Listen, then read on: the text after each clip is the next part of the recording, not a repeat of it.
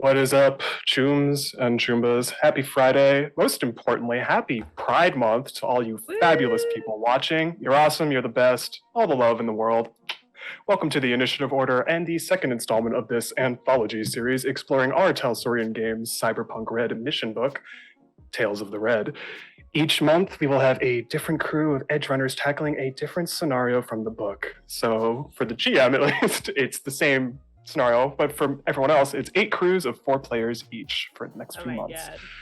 Tonight's crew has a very, very fascinating story in for them, and I'm very intrigued to see how you 4 go about figuring out what's going on. Let's get into introductions, starting with Carly. Tell us your name, who you're playing, and their role, and where those watching can find you on the socials.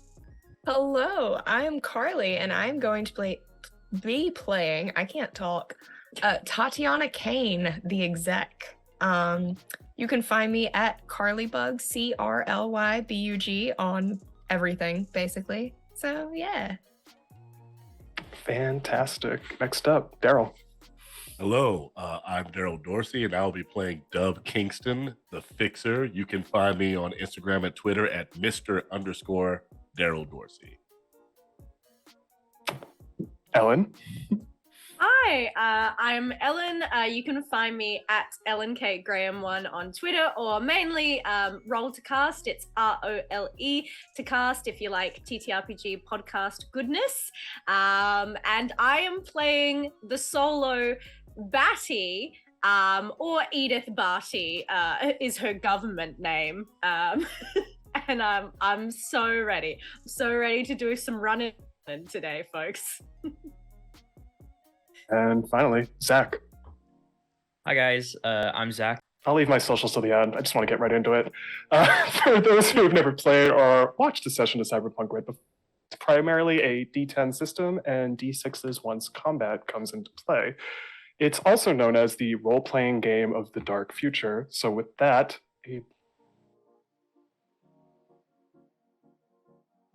and body augmentation, substance abuse, and occasionally other dark themes. If this game had a rating, it would most likely be M for mature. Viewer discretion is advised. That said, and without further ado, and a thing that I like to do at the start of the majority of my games, just as a fun thing, song lyrics to contemplate going into tonight. We are paper boats floating on a stream, and it would seem that we'll never be apart. I will always find you, like it's written in the stars. You can run, but you can't hide. Try. Song is from the video game Transistor. And with that, let us dive into tonight's installment of Tales of the Red, Agents of Desire.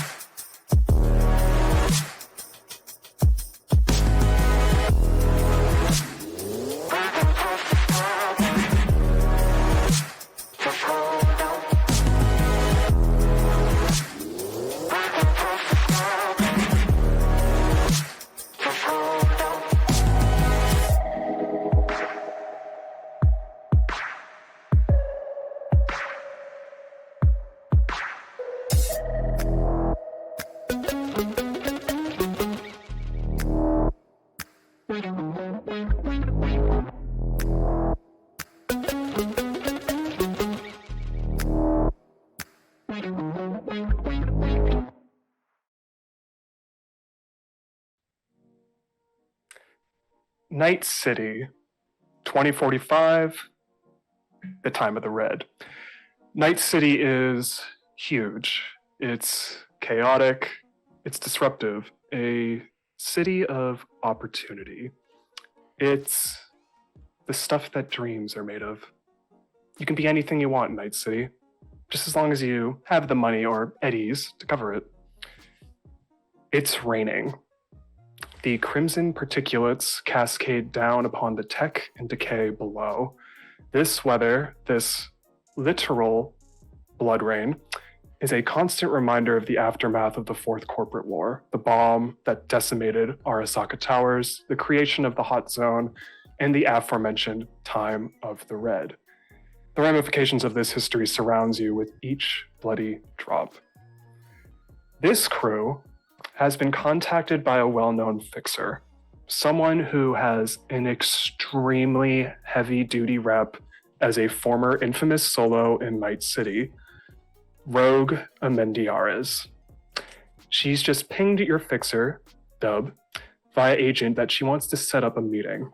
She says she has been approached by a wealthy client who has a problem she thinks this crew can solve. It sounds like a low-level extraction. Get in, grab the target, and get out with a minimum of fuss and gunfire. Just the sort of job a bunch of newly hatched edge runners like you should be able to handle. That said, you better hurry up. Ops like this don't come along every day, and Rogue is known to be impatient at the best of times. You all meet up at a bar known as the Forlorn Hope, located in Little China. Everyone knows that Rogue usually takes clients in her club, The Afterlife, located in Upper Marina, but that's only for proven edge runners, and you haven't proven yourselves yet. At least to her, you haven't proven yourselves yet. Unlike the loud nightclub atmosphere of The Afterlife, the Forlorn Hope is a quiet neighborhood bar. It's down a few stairs below street level, in a cozy 3 rooms with a well-stocked bar to one side. The clientele is mostly a mix of hard-bitten edge runners, experienced military or law enforcement pros, and some of the best solos in the greater Night City region. As one-time queen of the solos, it makes sense that Rogue would choose this bar to meet up-and-coming talent, assuming that the actual owners of the Hope, Marianne Russell Freeman and her husband, who is only known as the Professor, approve. Nobody, and I mean nobody, not any of the bar patrons, and especially Rogue, crosses Marianne. As the 4 of you make your way towards the bar, where a pink-haired bartender is taking a shot with a group of solos enjoying some time off, I'm going to have you go around the table and have everyone describe their character's appearance one by one, starting with our solo, who, if you like, you can obviously be taking a shot with the bartender. Yeah, as in like punching them in the arm. 100%. I think maybe you would see, so you're gonna see a tall, lanky, but still like quite well-toned woman with a shock of kind of ocean green hair, crazy like the sclera of her eyes is very, very large, giving her a kind of animalistic appearance. And apart from that, she's just in some kind of like, you know, comfortable padded athleisure that is kind of blue and black and blends into a nighttime environment. And she is literally trying to goad the bartender. Nah, come on, mate. If I can pin you down in 3 seconds, this drink's free. Come on. You gotta go for it. She just gives you that look of just, you see the ever so slightest hint of a smile just start slowly forming. She's like, all right, you're on. If I'm able to pin you down, you pay your drink. If you pin me down, the next drink's on the house. Absolutely. I haven't even got a cyber arm, so, you know, I think fair's fair, honestly. What's hilarious is I want you to roll athletics or brawling. I think it's brawling. Yeah, I want you to roll brawling. Yeah, cool. Great. I did not expect the roll to be that quick. First roll of the night. If you know anything about me, it's that I like to roll for stupid. Can I say shit on here? Damn it. Oh yeah, 100%. Great. I'm gonna be swearing anyways. I like to roll for stupid shit. What is that? That is a 19, my friend.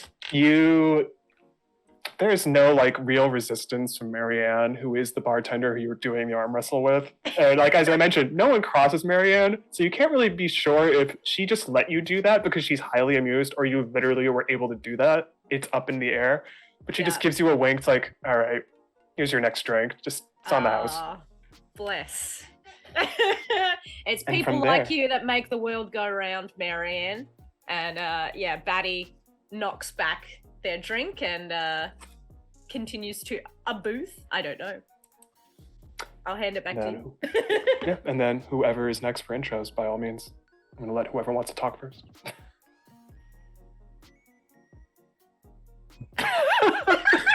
It's me again. Oh, g'day, guys. All right, Zach, Right. you're introducing Yeah, yourself because sounds I'm not good. allowing Let's the go. nose finger saying no. I just thought it was funny. She actually did it. I thought that was No funny though, Carly. nose. Thank you. Yeah, so as that unfolds, the mischief that is our solo, walking down the stairs with like with very faint steps and wired to a phone. And I don't mean like physically wired, I mean like this guy just does not see anything else other in this world other than the cell phone right now. Walking down the steps, he reaches the bottom. You see a darker tan skin, about 5'5", male, very unkempt black hair, almost like a mane. Like you can tell this guy does not know what a hairbrush is. And he is just absolutely wired to his phone, and you can just hear him muttering to himself about how he's gonna ruin this next corpo. And that is Maestro Naagin, conspiracy theorist and blogger. And only because you did nose goes, and I now have to do it, Tatiana. Cool. Well, said be ruined probably. Is going to. She walks in. She's wearing like a full white like pantsuit, with like kind of gold embroidery up and down it, kind of like a gold bodice underneath it almost. Sticks out like a sore thumb here. I just want to point that out. She's got like white, slicked back hair, very long down her back that's almost kind of has like a metallic sheen to it. And she's just looking very uninterested in everything that's going on. Is your team members, is your team member Yes. with you? I think he would be with me here. What is their name? His name is Damien, and he is a net runner. And he is, as you said, he's with you. He's kind of behind you, just kind of purveying the room, making because you're very much, the bar you're in is very much, as I mentioned, a solo bar. So when an exec just kind of shows up, it's one of those things where the simplest way to put it is very much stand out and stick out like a sore thumb. So you can tell that eyes are looking at you every now and then, but your team member is also the one kind of trying to block the view, but also internally is maybe trying to check the network infrastructure here and is doing it or trying to do it casually as Marianne looks them up and down with the most serious look you've ever seen in your life from someone. And then they immediately stop checking and just go back to having a sip of a drink right next to you. Cool. And with that, Dub, give us, what does Dub look like? Dub is a 6'3" African American with a shaved head, but always covered with a hat usually, and you can always see him in his glasses. Rarely has anyone ever seen his eyes straight on. He is normally wearing something fairly comfortable, but still, fitting in with the fact that you kind of want to look the part.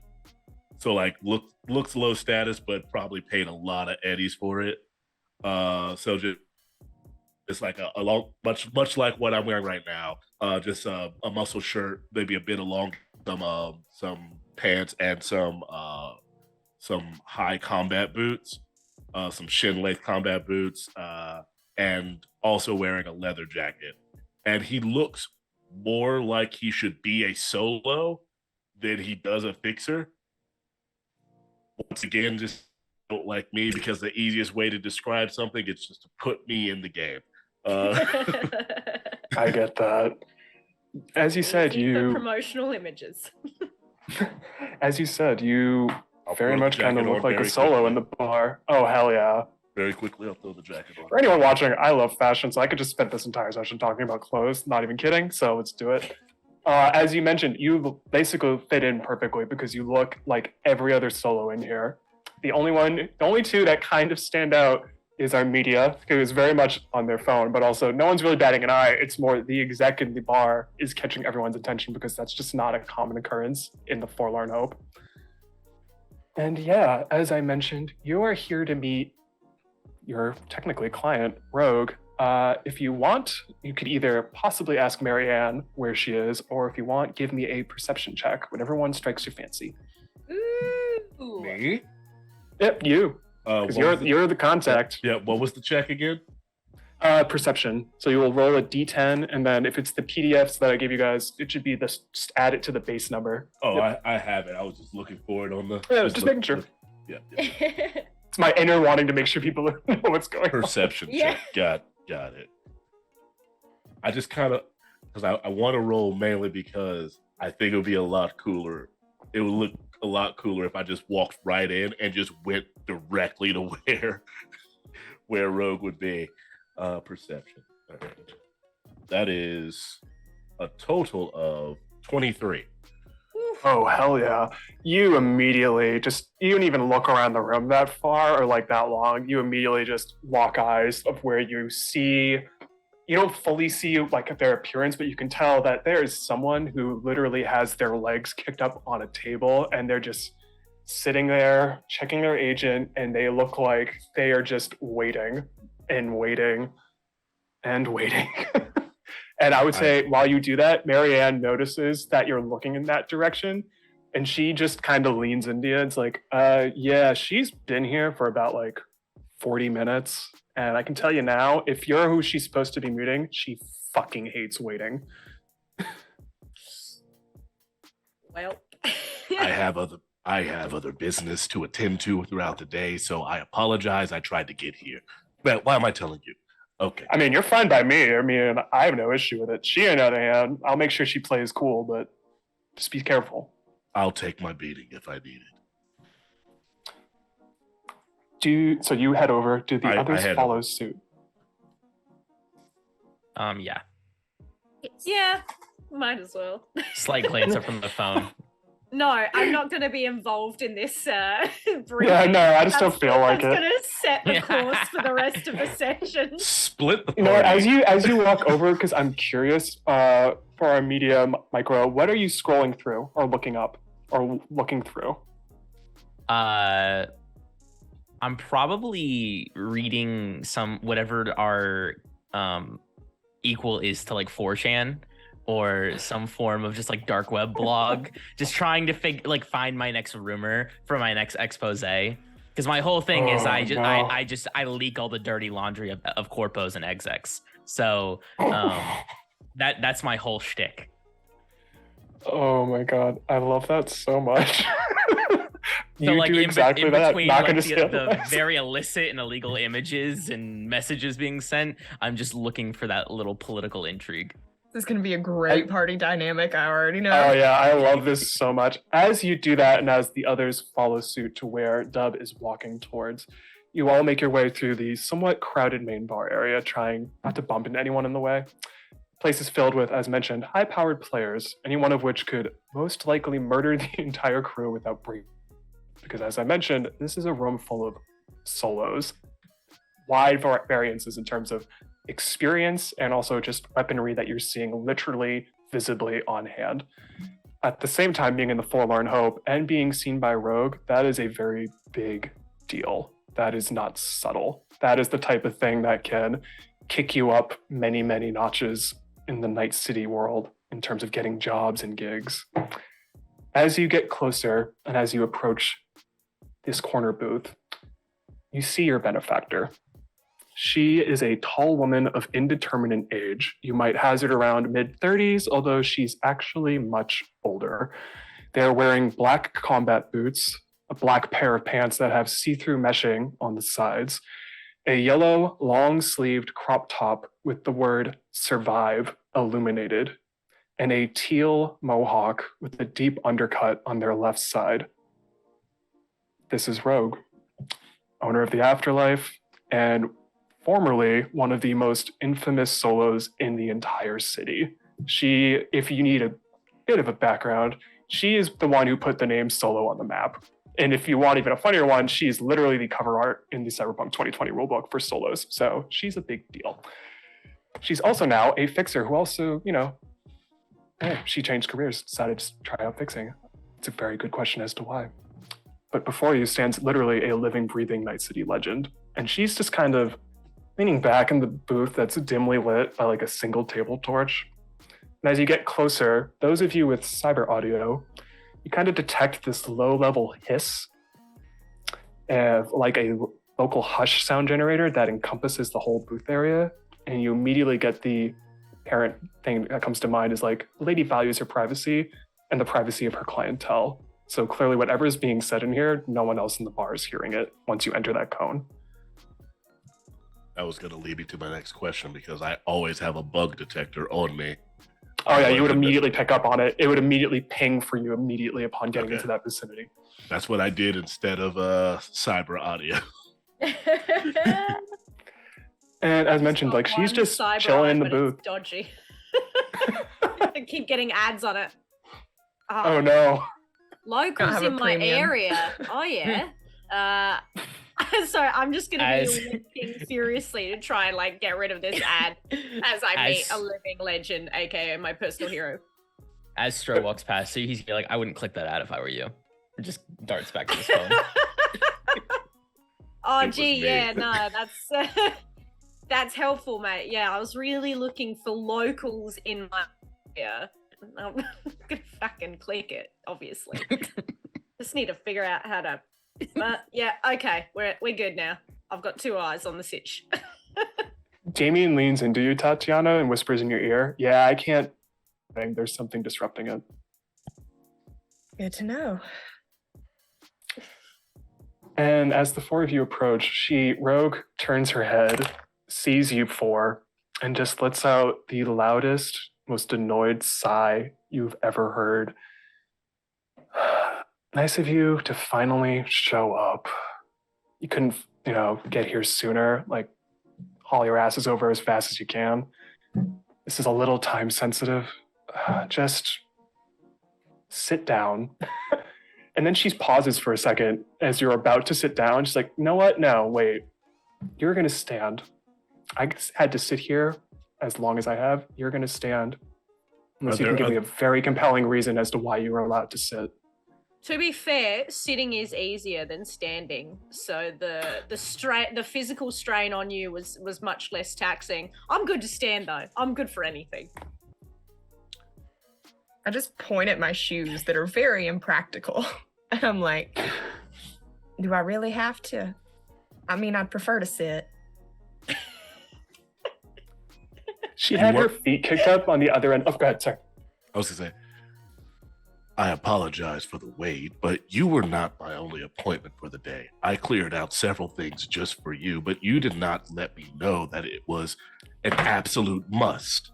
Otherwise, I would have been here much earlier. Because for you, I would have made the time. Oh, I'm trying to remember. I don't think it's actually persuasion, but I need you to roll for that. I would say I do have conversation. I have persuasion. It's under social. Oh yeah, do persuasion. Yeah. Persuasion. That or conversation, whichever one's higher. Conversation. I'm just like, goddamn. They're the same. They're the same thing. Out. They're the exact same. Because conversation is covered by empathy, and persuasion is covered by cool. Yeah. Oh, I would say conversation is more for trying to eke out conversation in a more naturalistic way, whereas persuasion is like, do this. Either way, it's going to be a 17.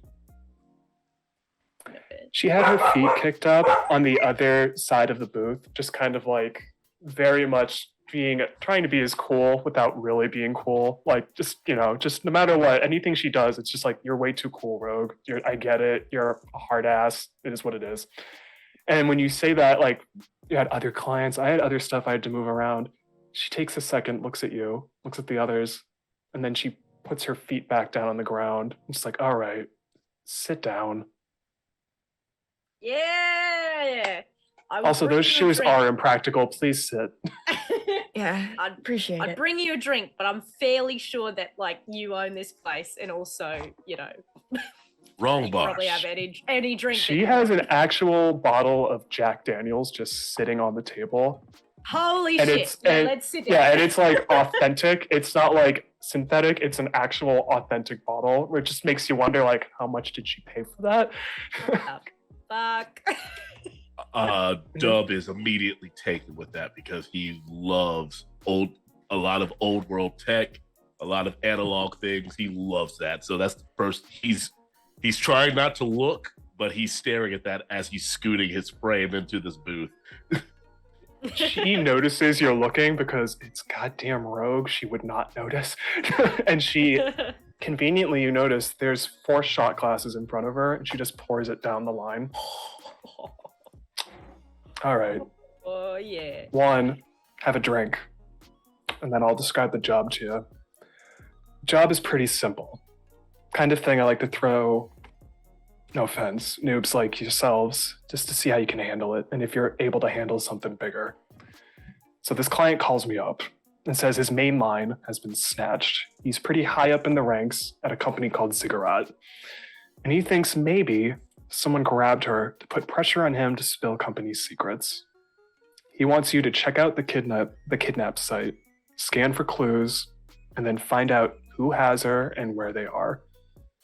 If the oppo looks heavy duty, report back to me, and I'll ask a few of the regulars here at the Hope to give you a hand. Understood? So, what's her name? Do we have a name? His name is Kodai, Kodai, Khan, Khan. It's a kind of corpo guy at that. Corpos. She gives you a look, Tatiana. It's like, sorry. And I will say this: Dub does in fact pull out a notebook and start writing it down. Yeah. She raises an eyebrow, but like not in a bad way. It's more like, okay, he's serious. Good. Stro's gonna Yeah. start typing the information away, and he's gonna slide the shot glass over to the exec's assistant. Be like, "No thanks, but with a cat dragged in, can keep it." Right before, I would say right before he says that, when before Rogue can say anything, he goes, "You can't hack paper." Mm. I mean, that's a fact of life right there. I mean, you and can you slide actually that tr- hack it up into several pieces, though. So, That is true. and you can physically tear it away from some. You know what? It's not important. We got a corpo, and what? His girlfriend's been snatched. As you ask that, to go back to our media for a second, you slide that drink down, and the Mhm. netrunner that works for our exec just kind of looks at the exec like, can I drink on the job? It's fine. I don't care. As long as I don't get docked pay. And No, he just it's, slings it I back. ain't worried about it. To go back to the Dock question it that you asked later. again, if you don't mind repeating it, I'm sorry. Ellen. Oh, yeah, right. So, just a summary of the information. We've got Yep. Kodai Khan. He's a corpo for Ziggurat. Yep. Sorry, that's so fun saying in a broad Australian accent. Ziggurat, and his girlfriend has been pinched. Do we know her name? Her name, I believe he said, was Aisha. Aishia. Cool. It's just nice to, give some humanity Yeah. back to these people that we're working for. You know what I feel? You know what I mean? 100%. And she takes her agent and just flicks it. And then for Dub, on your agent, it shows up the information on where to go location-wise to meet your client. There's location info on where he wants to meet you. You'll be meeting at his place, which hope you like fanciness. Not my type of thing, but Ugh. it's an upper marina. It's a nice, pretty area.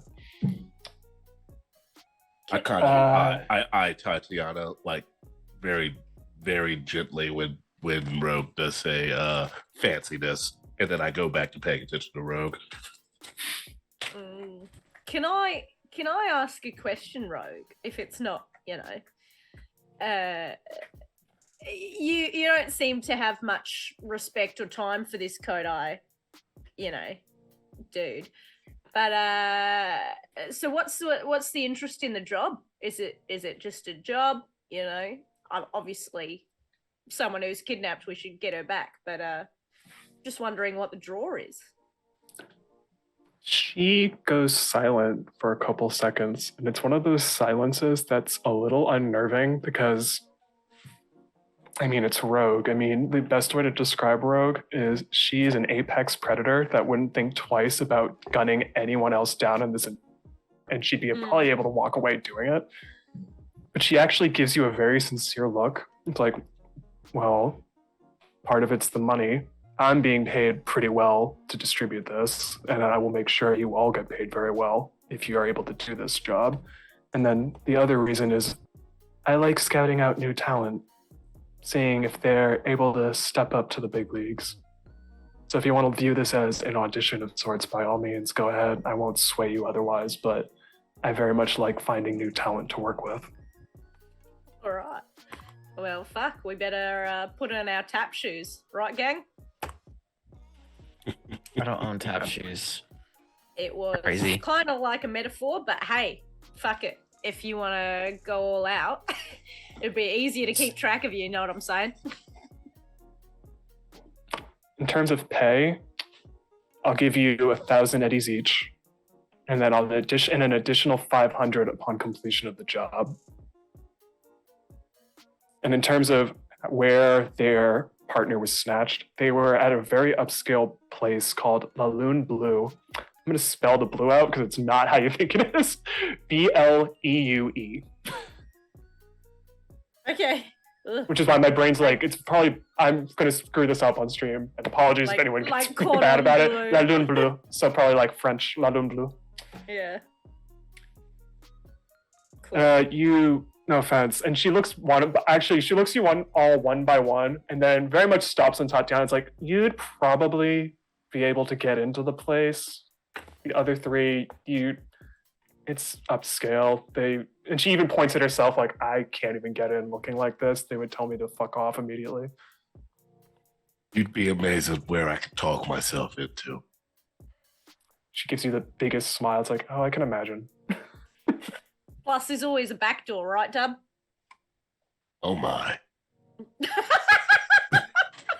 Table manners. I mean, I was talking figuratively, but yeah, you could take it that way. I already see it on my screen. I don't need it in my ears, guys.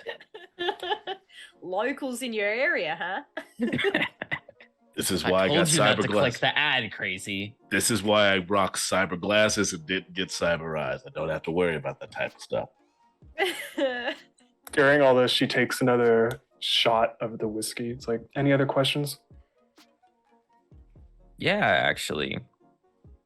It's a living legend as a solo doing as a fixer. Her smile immediately fades, and you get the sternest look you've ever seen. Yeah. She's like, that's classified information. I take one of the free shots immediately upon hearing this. Do enough work for me, maybe I'll tell you one day. That is if you survive. Maestro will just look down at his notebook, or not his notebook, sorry, at his phone, and be like, man, not a whole lot of rumors on the blog, on the net recently about you. Wonder what happened. Whoa. And then I'll look back down at the phone. That is bold moves from STRO. Let's see if it pays off. She Friends call me immediately STRO looks at the crazy. rest of you. It's like, is there any other questions? And she's now just not even looking at you, Michael. Swing and a miss. I will ask you keep your media in line if they want to be paid. Well, this is my first time meeting this person, so yeah, I think I could do that as a fellow person who does not like our business displayed. As you say that, you notice she's looking at the bar, and you see like this rowdy as fuck group of like 7 people. And it's like the most random assortment of just a crew you've ever seen in your life. And her head just kind of goes like, ugh. If there's no other questions, I sadly have to deal with another. Honestly, I'd rather just sit here and chill, but I have to deal with this bullshit. She starts standing up.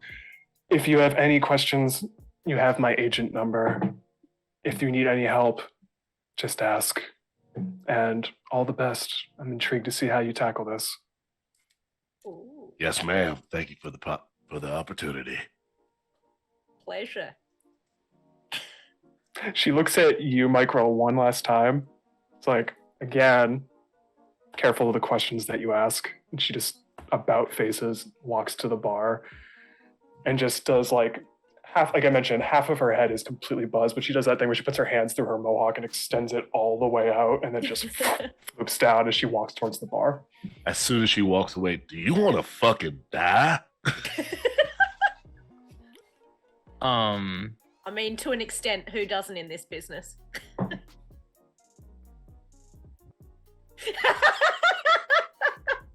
Your netrunner also raises their hand and it's Yeah, like, no, I'll be quiet. We're Yeah, good I- personally. The but- corpo netrunner and Fixer all raise our hands because we're the three. Maestro is just gonna look at you. He's gonna look at the rest of the table and he's gonna be like, look at the company you keep. I think we all have some similarities here. I've never met anyone here in my life. And yet we're here, aren't we? I'm here because I'm good at my job. You're here because, well, you write things. I'm good at my on- job. You write things on the net. I mean, to an extent, you're only as good as the next job you get, right? So, what do we say? Let's put a bullet What crazy in this thing. said. Thanks. It's Batty, but hey, I love a nickname as much as the next Sheila. So, what's the go? Who's our kind of tactical man? We can hit up Kodai and get it straight from the horse's mouth, or we can always scope out the restaurant where Aisha was snatched so we can get a bit more information on the scene.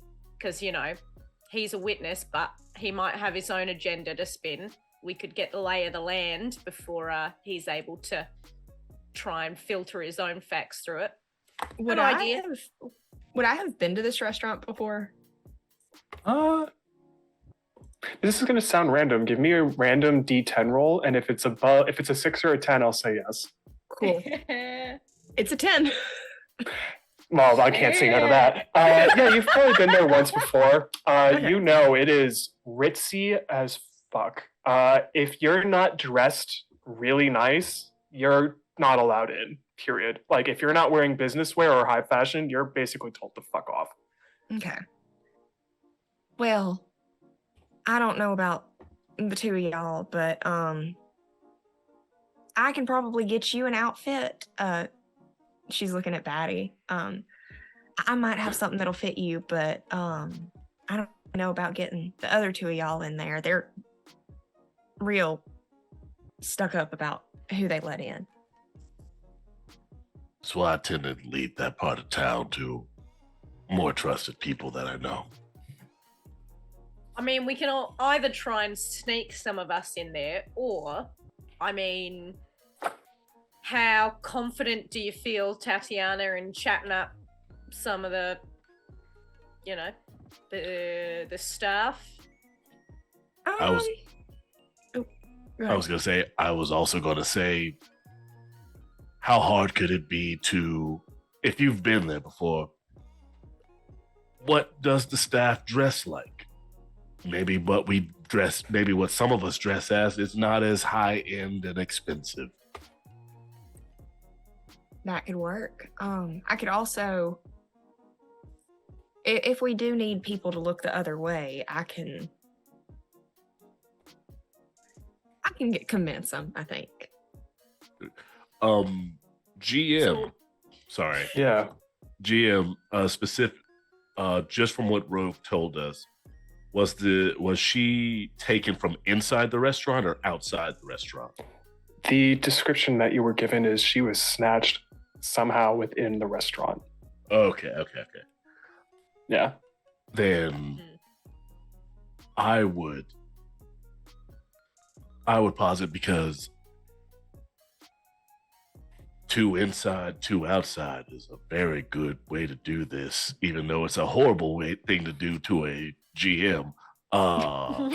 I love chaos. You're fine. Let's do it. Let's split the party immediately. Come Immediately. on. Random aside, as someone who has run the Blade Runner RPG and it literally tells you to split the party at all times, I'm okay with this. I'm speaking purely from the fact that I have my intelligence is very high in the game. So I think he would believe that if she was taken, he would say, if she was taken somehow from the inside, that means that they got out somehow. So 2 of us should look in, those of us that can match, and 2 of us should look without. As you say that, Rogue comes up behind the 4 of you. It's like, what the fuck are you still doing here? Do the job! And starts walking away. Okay, maybe we plan on the way. If you want to be paid. Yep. Yeah, we'll plan on the way. Miss Rogue, have you never heard of a planning session? A war room, if you will. Sometimes you have to figure out a plan. We've got like the empty glasses and we're rearranging them. And as you say it, she's like, go meet the client. God damn it. Gee, I wonder if this is a sign from our GM. No. You guys do what you want. I'm just trying to mess with you. Again, I like chaos, so I just wanted to mess with you. Or maybe he's mind gaming us. We should go meet. Yeah. I mean, Hey, out you're a of restaurant.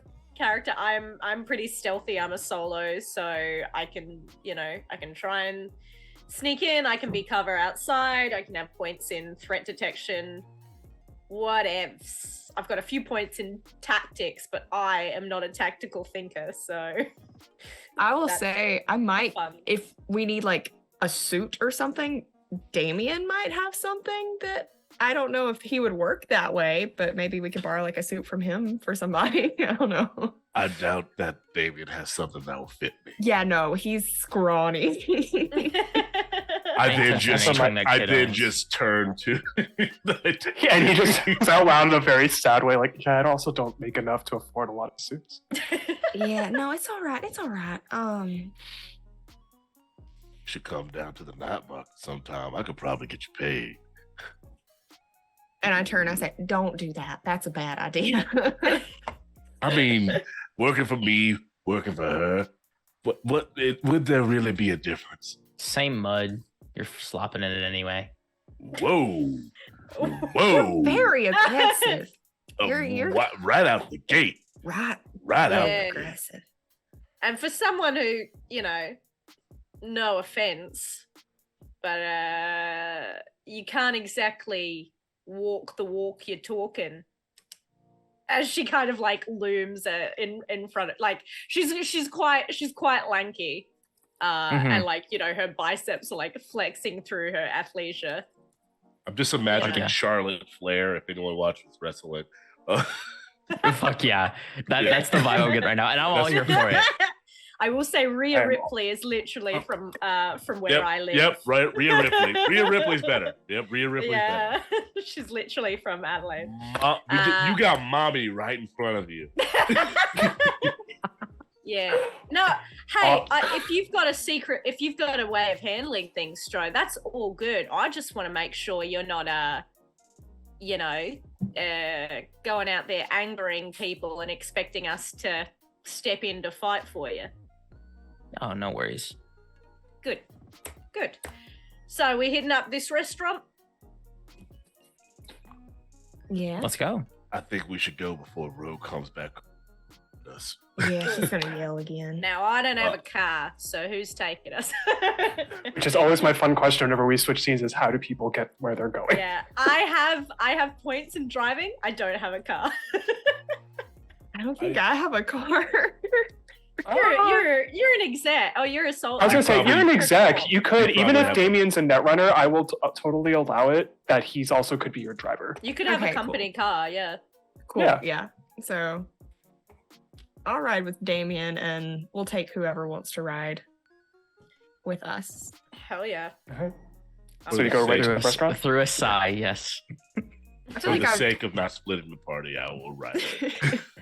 I probably have. I mean, like, I have no issues with it. If you want to, I'm genuinely saying that. I mean, if you do want to split the party, by all means, I have no problems with that. It is entirely up to you. I will I work think with you. I think what we've kind of come to is that we might be splitting, or that, you know, we'll have 2 in one place at the restaurant and 2 in another place. Yeah. But, you know, hopefully we can maybe still establish some kind of comms. I don't know.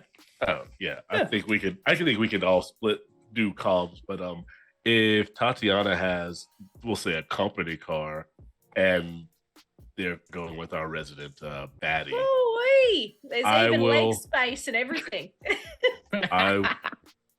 Even though I prefer only the people that I regularly work with to be in my vehicle, I will accommodate our media.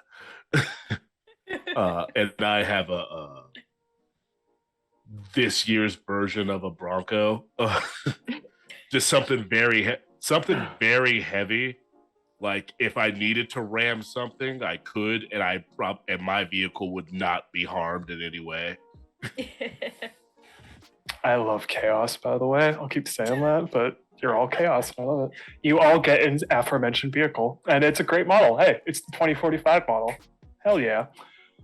You go from the Forlorn Hope, where as you're exiting, you can see Rogue is eyeing you, but then stops eyeing you and is back having a meeting with literally 7 people who are just, they're more chaotic than the 4 of you, from the looks of it. Marianne, as you leave. Yeah, exactly.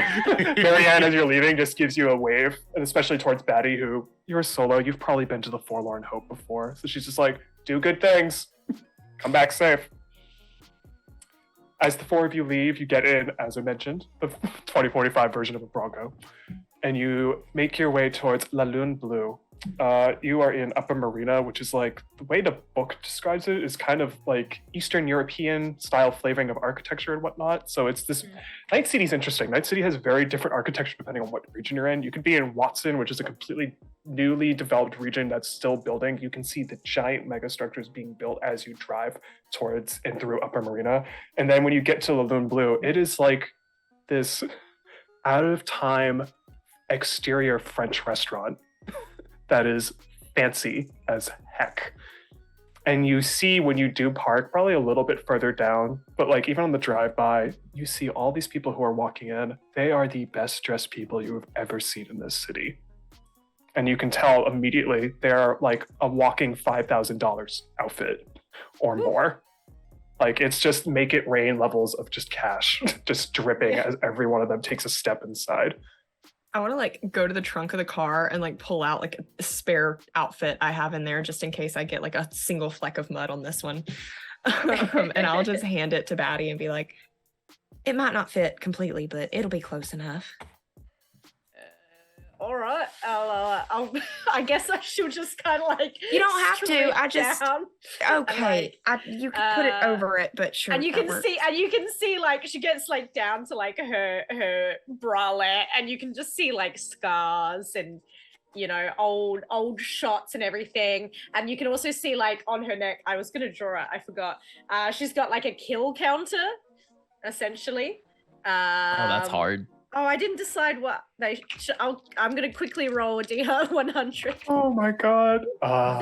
72 is in kind of bright blue on her neck as she kind of like gets this blazer on. Just for my Yeah, own what is the- edification. Oh, sorry. Just for our No, my go own ahead. edification. Were we all together in my car, or did we do separate?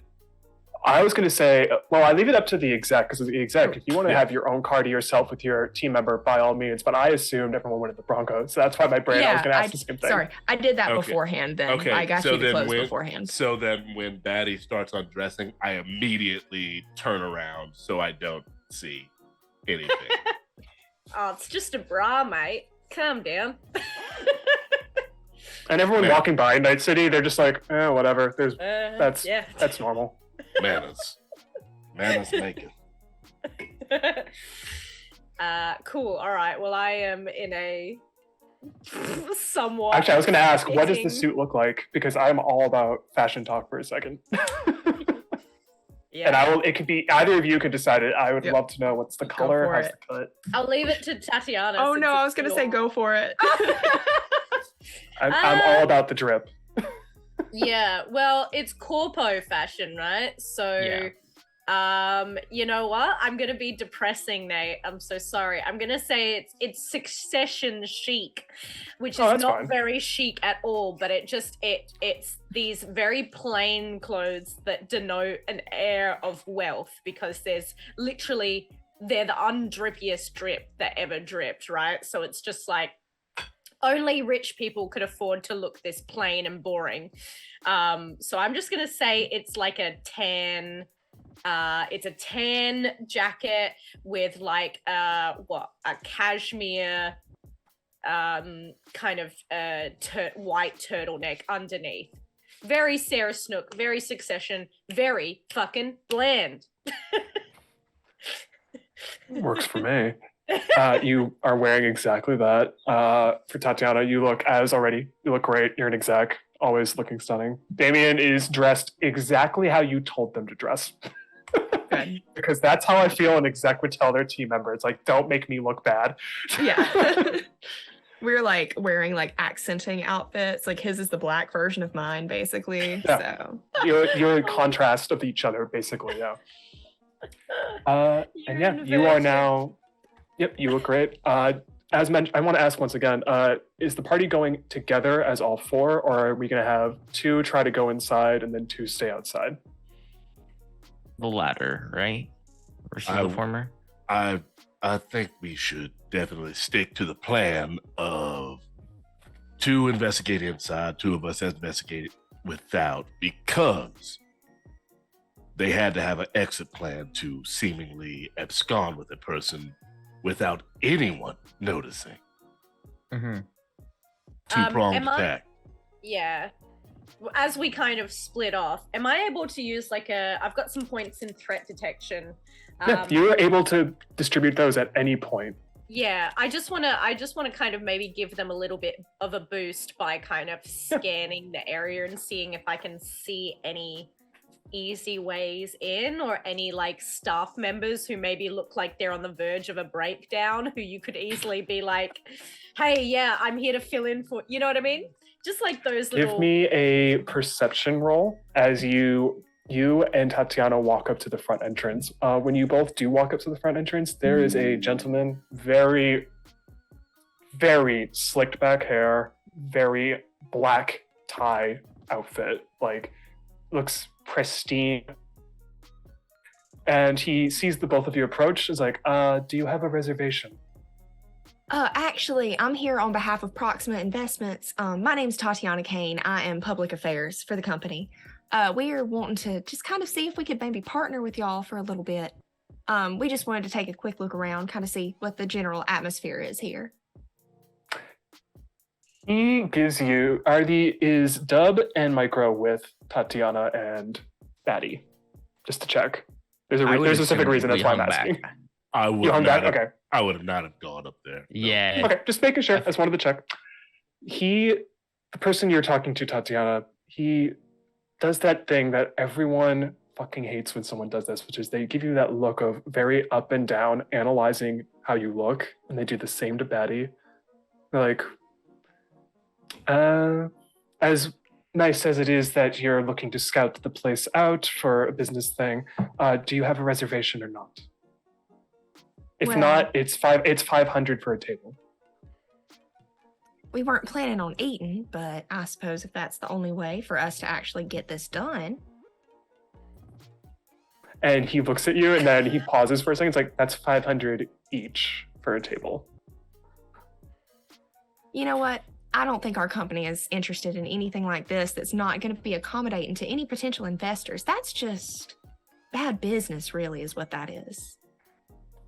Well, and as he raises his hands up, a couple walks right in and he just nods to, and it's like, well, if you're able to give the money, by all means, you're welcome in.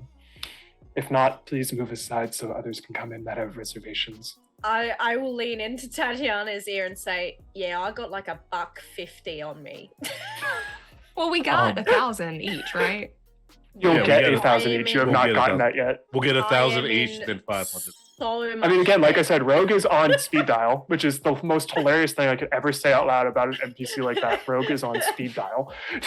Could I say I'm watching from from wherever that I'm not immediately in space. Yeah. My glasses, the two inputs that I put on there is that I can see 800 meters out. So I am just watching this. Could I make a lip reading roll to see if I see what this dude is saying? With the guy at the door or someone else? The guy Sorry, at the door. memory, bro.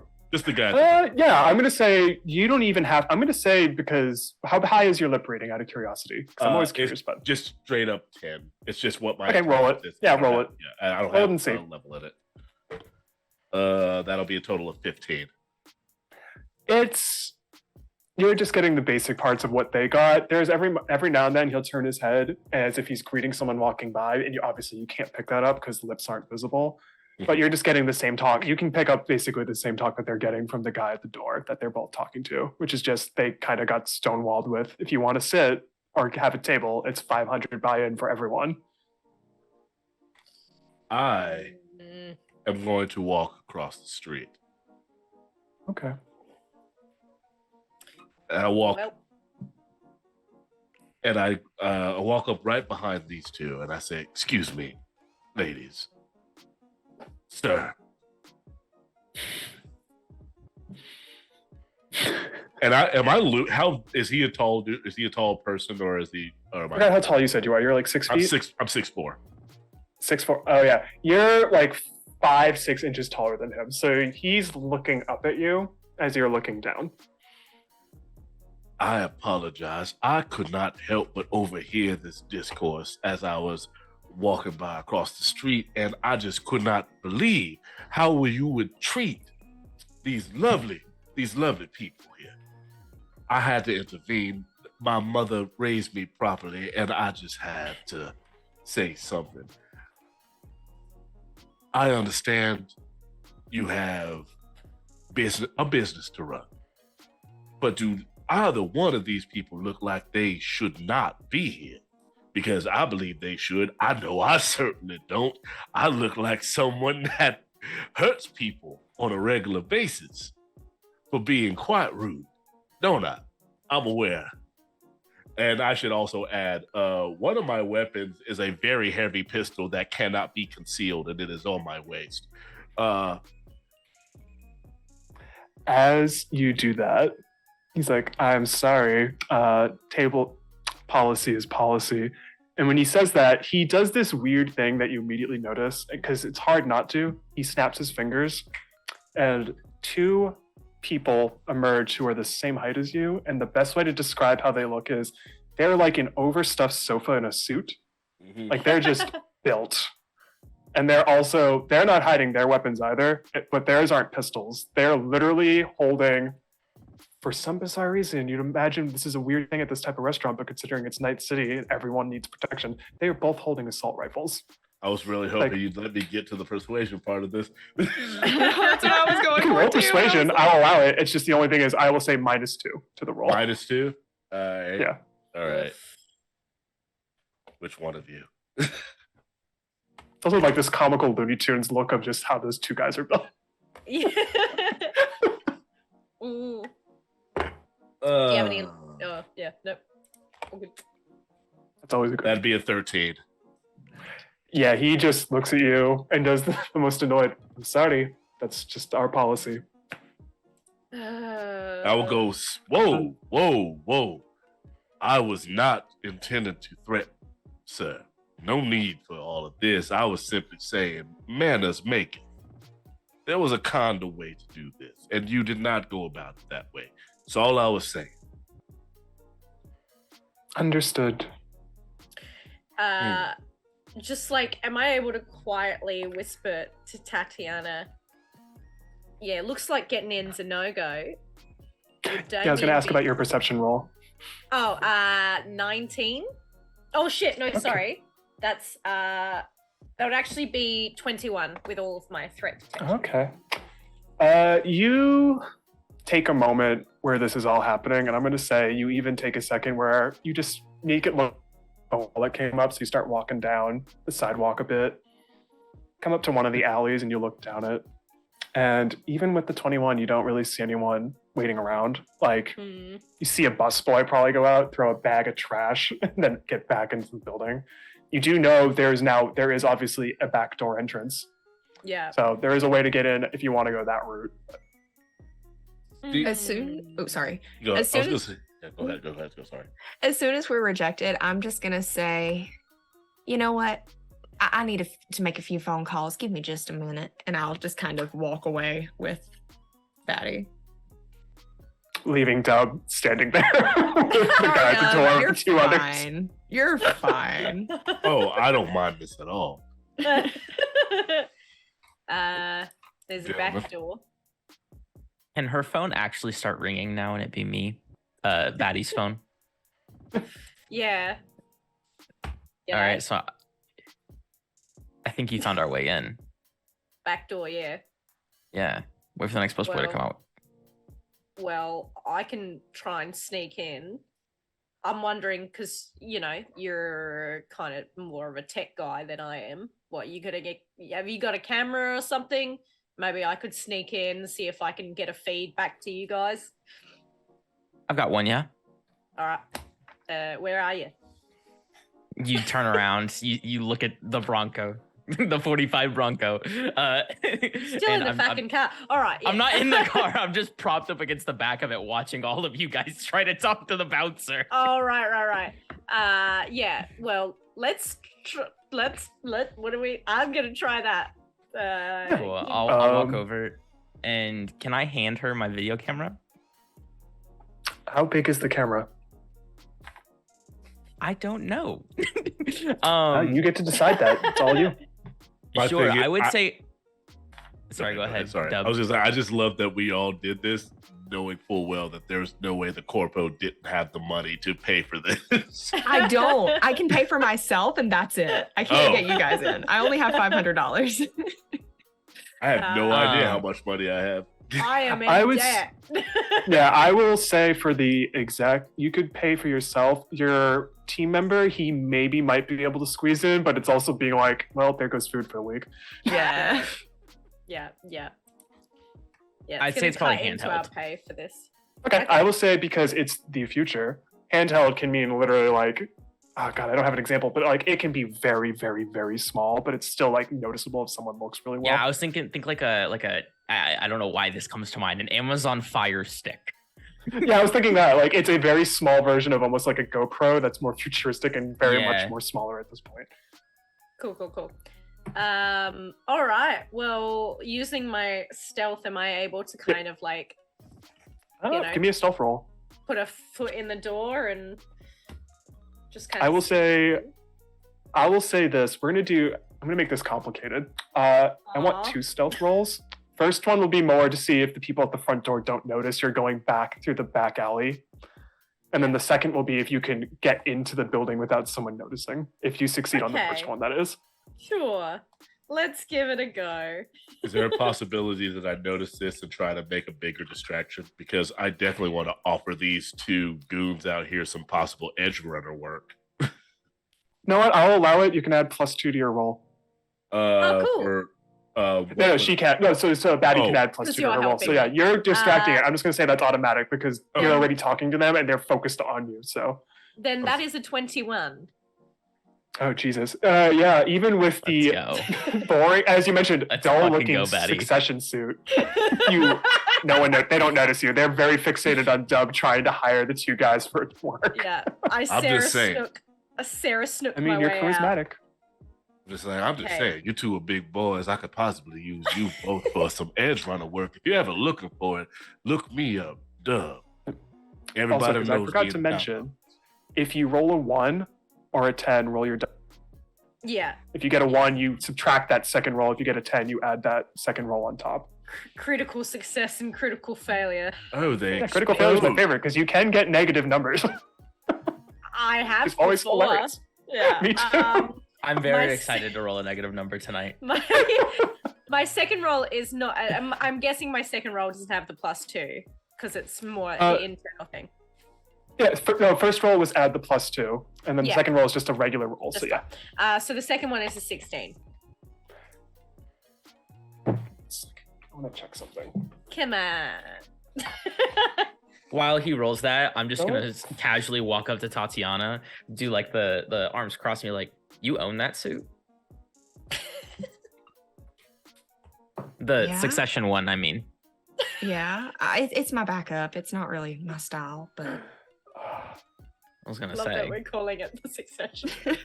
never I mean, seen we're the gonna- show, so I have no Yeah, me context. neither. That's what's funny about it, but I know what you're talking don't about. know 'cause what I've you're seen the talking suits. about. Oh god. I know what you're talking about, even though I haven't seen it, which is funny enough. Yeah. With the 16, you notice that you don't really have to open the door because the busboy, being the busboy, left it open a little bit. And you stealthily open it, and the minute you do, you see there's a person leaning up against the wall, and they just look right at you. And you're looking at them, and you immediately see the heavy pistol on their right side, and they just give you this look of like, Oh, what? You know- the bar. You don't even want to bond over a ciggy break? as you say that, they push you out and shut the Yeah, door. Pharaoh. All right. You know what? I was thinking Nate was giving us a No, sign I'm going to earlier. say a lot of what you've done is actually in the book. I'm just going with the rolls. So you're all good. I don't bottleneck. I swear to shit. God. Oh shit. I go back to the group. Okay. Back door's armed. Front door we have to pay. Is there any way of maybe getting some of the security tapes or anything out of this place, like remotely, or getting your net runner in? Otherwise, we just go back to the actual client and go Your from portable there. charger could help us out here. You mean Damien? yeah. I Dang, kind of isn't love calling him portable charger. Yeah, that's I'm very gonna good. be I'm gonna be honest. 90% of the nicknames I'm giving are because I can't remember actual names. So here's For the someone thing. in real life I'm where that's sorry. a problem, I'm not trying I to be get that. confrontational. I'm just shit at remembering things. You're good. Because of how I did my character creation, I believe I still have a substantial amount of money left over because I did not buy the two things I bought that were. I only bought one thing that was actually expensive. Okay. I think I have about 1,200 eddies left on me. Oh, damn. I mean, again, it's your money. You may do with it as you Yeah. please. You gotta spend money to make money, and this is working for Rogue, so that leads to bigger money. Down the line, you gotta If we think. don't die. You gotta think bigger. You know what? I'm doing all this conversating about being a gentle person and allowing people. I will pay for both, and I will give him 1,000 eddies. And then through the open channel that I hope we would have established, You would hope. Batty could hear me. And if not, I will pull out my phone and I try to disguise it as me trying to do some banking, but I will text Batty, come back to the front, I got you in. I have 4 radio communicators, so I would have like passed those out Okay, if I cool. needed to. You can all hear it. I'm going to say you're all linked. You can hear everything going on. Yeah. If there is a Right. way that I could probably not spend 1,000 and do a bribery roll and just say, hey, let these two in. Yeah. You can roll it. I'm all for that. I'll roll Or for cheaper. it. 23. He is one of those people where you look at someone and you just know that they are a pain in the ass. And he looks at the money and he's like, all right, I will let them in. However, and he looks you up and down. I'm just sorry you're not dressed for the occasion. I was not paying for me, sir. I was paying for the people that you were being extremely rude to. As for these two, and I look at both the bouncers, it's like, remember, Dub, ask for me in the night markets, I will get you paid. And I will walk back across the street. As you do that, the guy who's the front door person, he looks at both of you again. And Tatiana, what are you wearing again? Just so I can have a clarification. Because I know it's a White. session suit. I heard No, you're that. good. I have like a pure We all know white the succession. pantsuit with like gold embroidery, like up the lapel. It's not lapels. That's not the right thing, I don't think. But like, No, lapels are collar. right. That's the Okay. part of the suit right here. Yep, that's a lapel. yeah. He's You, good. you have a tailor telling you it's lapel. It's a lapel. Damien, on the opposite end, as you mentioned, is kind of your contrast. So you said yours is white. Yes, and his is black. His is black, and it is one of those tops where it's like it's a blazer, but it's like perfectly form-fitted, and the shirt underneath is like a perfect black V-neck. And the guy just looks at your netrunner. It's like, and then looks at Batty with the succession suit. It's like, here's the deal. You and him can go in. That suit, though, I just cannot let that in this building. I'm sorry. I don't care how nice it is. That color is awful. Well, It's fair just too enough. bland. I'm sorry. We at least have a standard of how high fashion we need it to be. I'm sorry. No, that's all good. And I will just kind of like stealthily hand off Maestro's camera back to Tatiana. No, that's cool. I think I'll just get some, common people grub, with flavor and seasonings. And they'll put as much sauce on it as you ask them to. This is terrifying. Oh god. I'm so sorry, everyone. I had one idea Oh, for this no, character, sorry. and it was Ocker Australian. No, I'm thinking of the fact that I'm going in here by myself is terrifying. You have your, As you your hand- person. Oh, go ahead. I'll say you have your person with you. Yeah, Yeah. your net runner who can hopefully maybe find a. Batty, Yes. can you roll conceal object? Oh god. Sure can. You got it. Come on. Don't lose my camera. It's not as high as some of my other stats, but hey, Cyberpunk, anything's possible. that is an 18. Rolled pretty well. You easily pocket it to Tatiana. Yeah. Neither the person at the front or their two large bodyguards notice. Tatiana, do you go in with Damien? Yes, I will. As you go in, and this is a moment I will allow the party if they want to do this. Tatiana, you get told through an explanation like, oh yes, so this is a 3-course meal. And you start realizing, oh, this is not a sit down and eat. This is, oh, we're going to be here probably much longer than I realized. Oh So if the no. party does want to split, this is one of those moments where your GM will easily say, yeah, you can do that. But I'm basically telling Tatiana, like, yeah, this is one of those meals where you sit down for at least an hour to 90 minutes and experience like multiple dishes at once because they're trying Yeah. to give you that theater-like presentation of having fine dinery. Are there buildings adjacent on either side of this restaurant? Like, when I say that, I mean connected? Like, is it Oh, no, connected? they're divided. Okay, they're divided. Does it look like I could, like, a solo could possibly jump if we get to the top of another one, or maybe they share a basement area? Oh Why are wait, you shit! asking Is there a basement area? You know what? I'm going to make a random roll on that because I did not think of that. So that's a very good question. There's a sewer a follow-up entrance. question.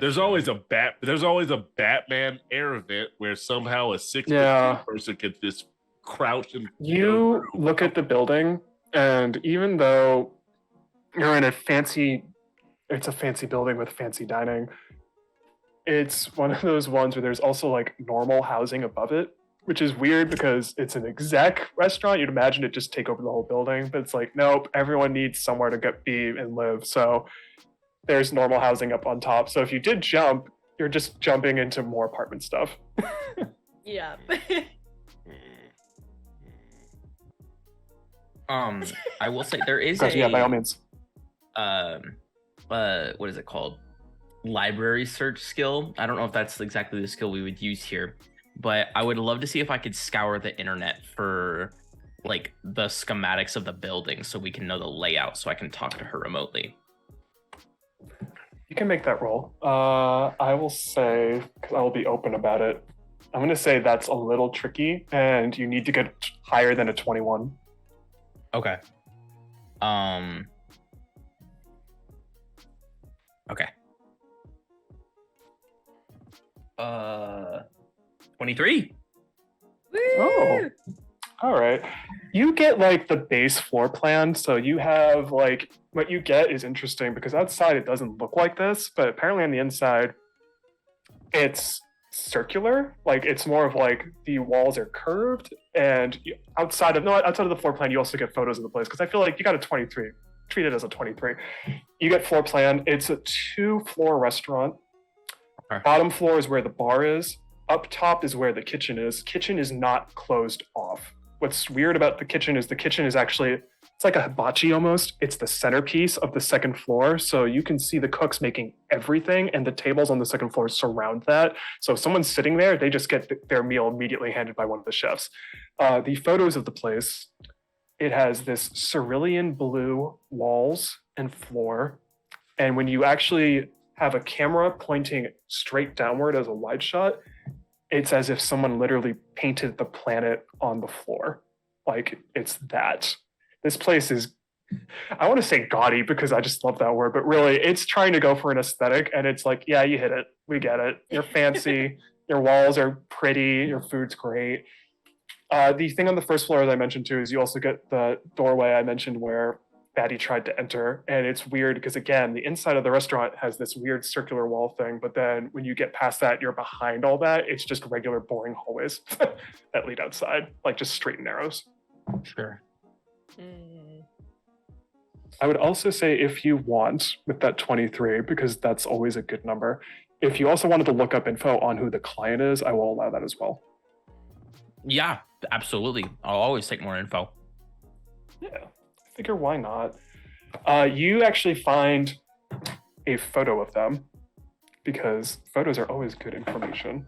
They are dressed of Kodai? Of Kodai, yep. You get like a full-on, like, it's like the company photo thing. Like everyone had pictures taken. So everyone's pictures are on the net. Meet the team. Yeah, meet the team. As a photographer, my brain just went, oh God.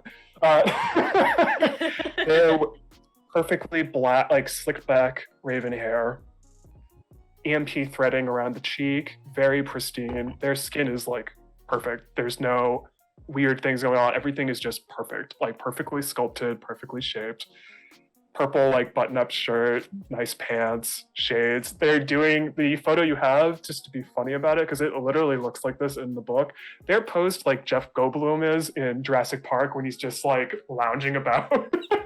It looks exactly like that, and I'm not kidding. It's in the book, and it looks so much like that. You cannot mention Jurassic Park to me right now, Nate. I'm having brain rot about it. That's going to be all I think of for the rest of the game now. I'm just like, what? No, the book went there. He's been working for Ziggurat. He's an executive there. Oh, that's sick. That's sick. Oh, yes. The bill. Yes. Right. Amazing. Do we get a bonus for that? Come on. Give us a plus. I will think about it. Come on. The other things that you pick up on is you try to do a search on Aisha. Mm-hmm. And nothing pops up. Like at all. At all. You're not sure why. Maybe the company they work for just doesn't do the same thing as this one where it's meet the team. But yeah, you're not able to pick up anything. The only photos you find of Kodai at the moment are just him and that very Jeff Goldblum pose, which is not a thing I thought I'd say tonight, but I'm so happy. I'm gonna try not to do the pose every time you say it. Because now it's in my head too, and I just want to do that. But yeah, that's what you find. I think then I would like, as I'm like on my computer, like scramming through all of this, I'd start like shaking my head no, like it makes no sense. I'd be like, it's like she got scrubbed from the internet. I can't find anything on Aisha. Well. I got building plans, so we can help her make her way through this building. You know, gotta go to the bathroom, that whole shebang. But I can't find anything on this girl. That's concerning. And if there's a kidnapping, they want to keep it a secret. They could have scrubbed everything of it, maybe. That's no easy task, though. No, but What guns are we we don't dealing with really- here? we don't really know anything about her is the problem. Well, what do we do? Are we waiting around for Tatiana? I think at that point, yeah, we could be like, we could patch into her over the remote comms link. At that point, you would hear over the comms like, well, we also would have to entertain the fact that perhaps she was not kidnapped at all. Or then why would a client be paying for us to find her? And ooh, gross. Are you understanding? Did you just catch on in that moment? Yeah. Sorry, I forgot that men exist and I hate them. No offense. Oh no, we're the worst. I try to be better, but I'm not one for that not all men bullshit. So Yeah, so what? We've either got some elite corpo kind of kidnapping that's very, very high status to the point where they can control a lot of information coming in and out, or we've got a weird stalker, or she wanted to disappear or that. because of the former that you mentioned. Well, But either way, we still need to find out. And what Rogue wants to do with the information that we give to her is up to her purview. yeah, I mean, she just seemed happy to get the fee, so I guess that'll come from our client. If I'm to believe the rumors and stories I've heard about her, who really knows? And I would say, as you all contemplate that, let's take a 10-minute break. Yeah, because I Sure. have to go to the loo. We'll be back in 10 minutes. All right.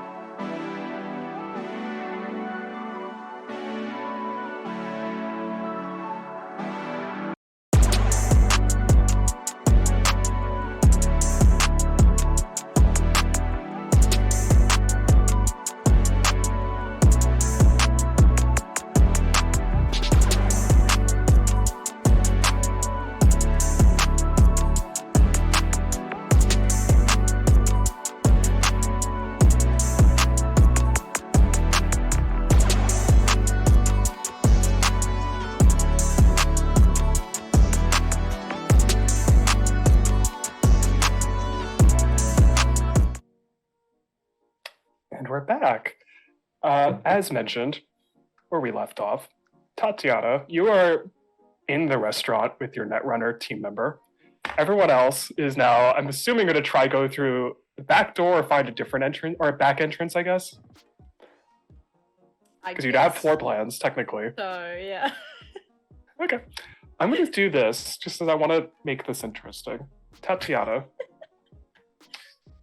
you're in the restaurant. It is exactly as I described to Zach, which is you look down on the floor and it's literally just the fucking planet Earth as like on the floor. You can't tell if it's painted or if there's something super embossing it onto the floor. Either way, this building and restaurant, it's gorgeous. Walls are cerulean, everything feels peaceful, and everyone you look at is incredibly, impeccably dressed. It is everything from high business wear to the most outlandish couture you can imagine. And you take a second to look at your Netrunner, who is doing everything they can to not be freaking out right now, because probably for them, they will never get a chance to be in a place like this ever, unless it is in a situation right now. So they're kind of just soaking this in. You get seated. The person at the front finally says their name to you. It's like, I'm Maurice. If you need anything, let me know. Till then, we will be bringing out dishes one at a time. Enjoy your wonderful cuisine. And when they say that, they say it in a way where you visually look at them and you can just tell that even though you paid for the table, they are fucking annoyed that you're sitting there more than anything. I give them the most shit-eating grin. I'm just like, thank you, that is so kind of you. You're just so hospitable here. And they just don't say anything back. They're like, and they go off in a different direction. I will say, if you want, you may give a perception check to see what you can see in the room. Okay. And it'll also count as what your team member's perception will be too, because they're going to do the same thing. Cool. When you say we're doing something, you don't mean we roll, right? No, not you. It's just Tatiana's the only one who will roll. Yeah, cool. Yep. 20. I'll say the same for your team member because it's just easier to do it that way. Cool. You both just casually, or as casual as fucking possible to make it not look like you're looking around trying to survey the room. Both you and your team member pick up on like, and it's funny, like, do you have any sort of like internal stuff for like detecting things? I have, for detecting things? No. Or just anything in general, like whatever you got. I have an internal agent and a cyber audio suite. So I don't. I'm going to go with the cyber audio just to make it strange and interesting. You pick up on a frequency, and your Netrunner team member picks up on it as a visual cue that there's a node nearby where if he wants to, he could hack into it and see what he can find in the system of the restaurant. It kind of just gives you this look of like, if you want, I'm not sure how conspicuous it'll be because I got to put on, and he literally pulls out these like over the top, almost goggle-like thing that is for net running. It's like, I need to put this on if you want me to do this, but I could try to see if I find anything. It might be a little, I'll flag down a waiter and say, excuse me, do y'all have a restroom here? Yeah, if you just go down that little area right over there, it's in the back. Perfect. There you go, Damien. You can... Since I know you were worried. And they nervous. You know what? I'm gonna see. I want to make that funny. Where'd my dice go? There we go. Yeah, use the little boys' room portable charger.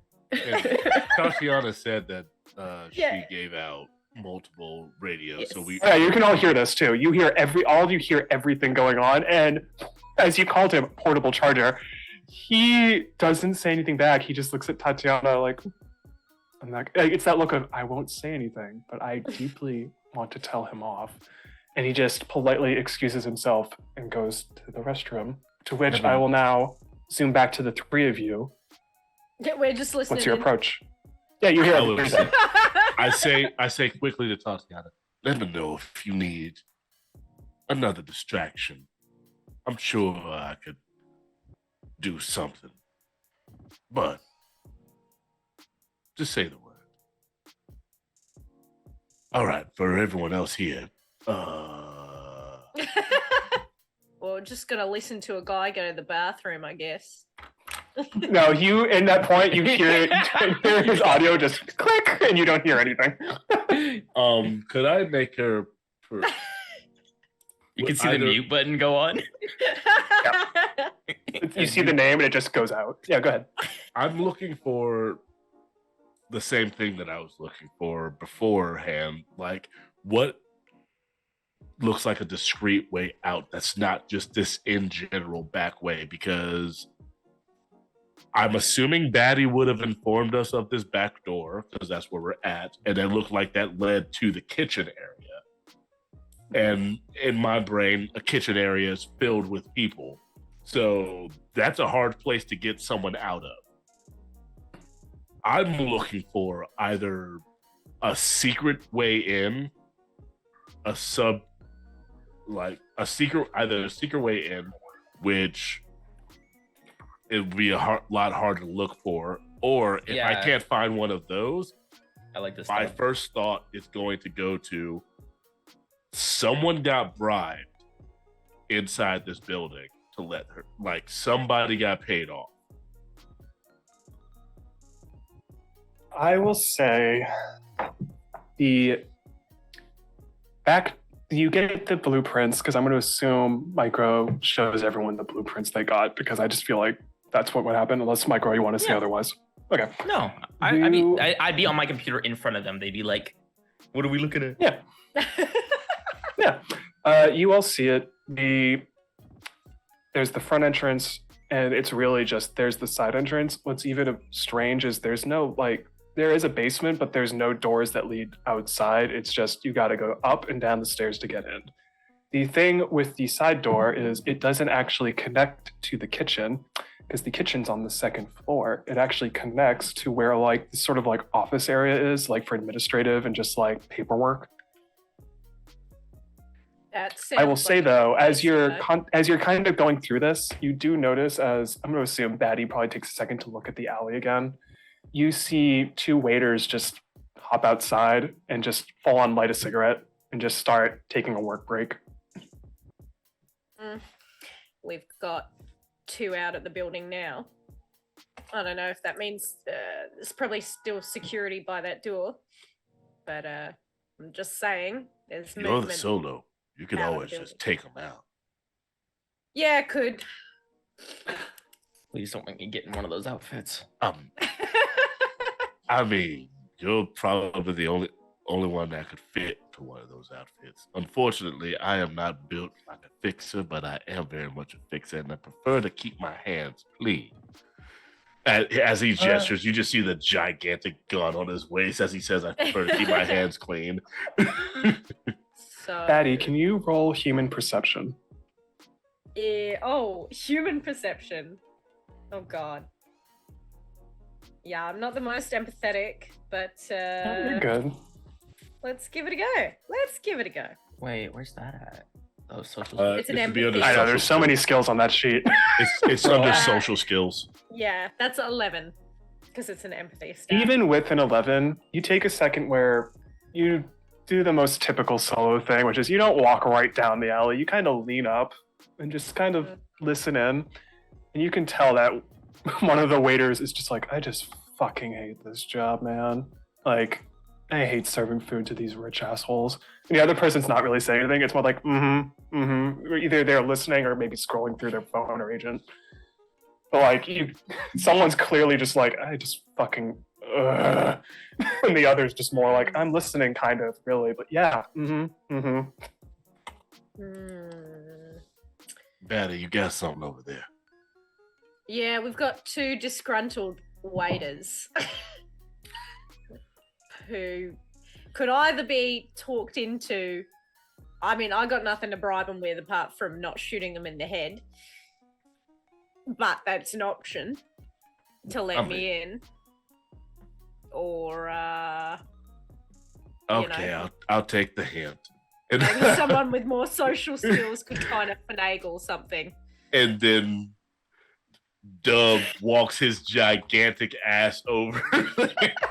Just this, my real weight, 250 pounds of just walking over there. This mass of humanity. That's how Charisma and presence all the way, man. I love this. That's You do exactly that. I play Lasombra or Adventure and other things. You walk up with, you know what? I'm going to change it. You walk up with charisma, presence, and a bit of sass in that walk because that is a sassy walk. I'm sashaying over there. Oh, hell yeah. As you do, they both just kind of look at you and they don't really give off a signal like they're going to tell someone that you're back there. Cause like, it's a fucking alley. I mean, it's the alley to other buildings too. So they're just kind of looking at you for a second and just kind of waiting to see what you do. Are they both masculine presenting? Oh, what was that? Are they both masculine presenting? One is male, one is female. Okay. In terms of present and how they present, yes. Okay, copy that. Are you thinking what I'm thinking? I'm getting out of my normal brain of just kill them both and so Crazy. probably I no. told you not to click on the ad. I don't know. I'm just thinking if I was in the middle of a boring ass shift and someone said, "Hey, give me your uniform. I'll do the rest of your shift for you." Take your clothes off. Oh my. I don't know. I feel like we've all wished for those days where someone would come in and ask you at gunpoint to do the rest of your shift. Auto game. I work from home, so I hope someone doesn't walk in my home and ask me to take my clothes off. At gunpoint.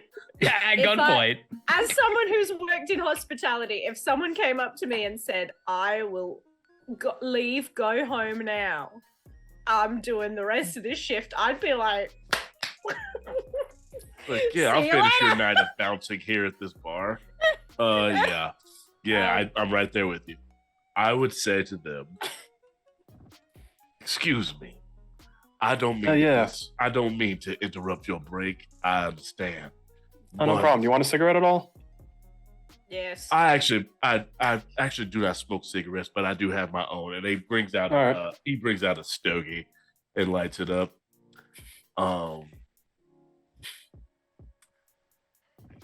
I couldn't help it over here as I was walking by. You are not very interested in serving a bunch of hoity-toity corporals.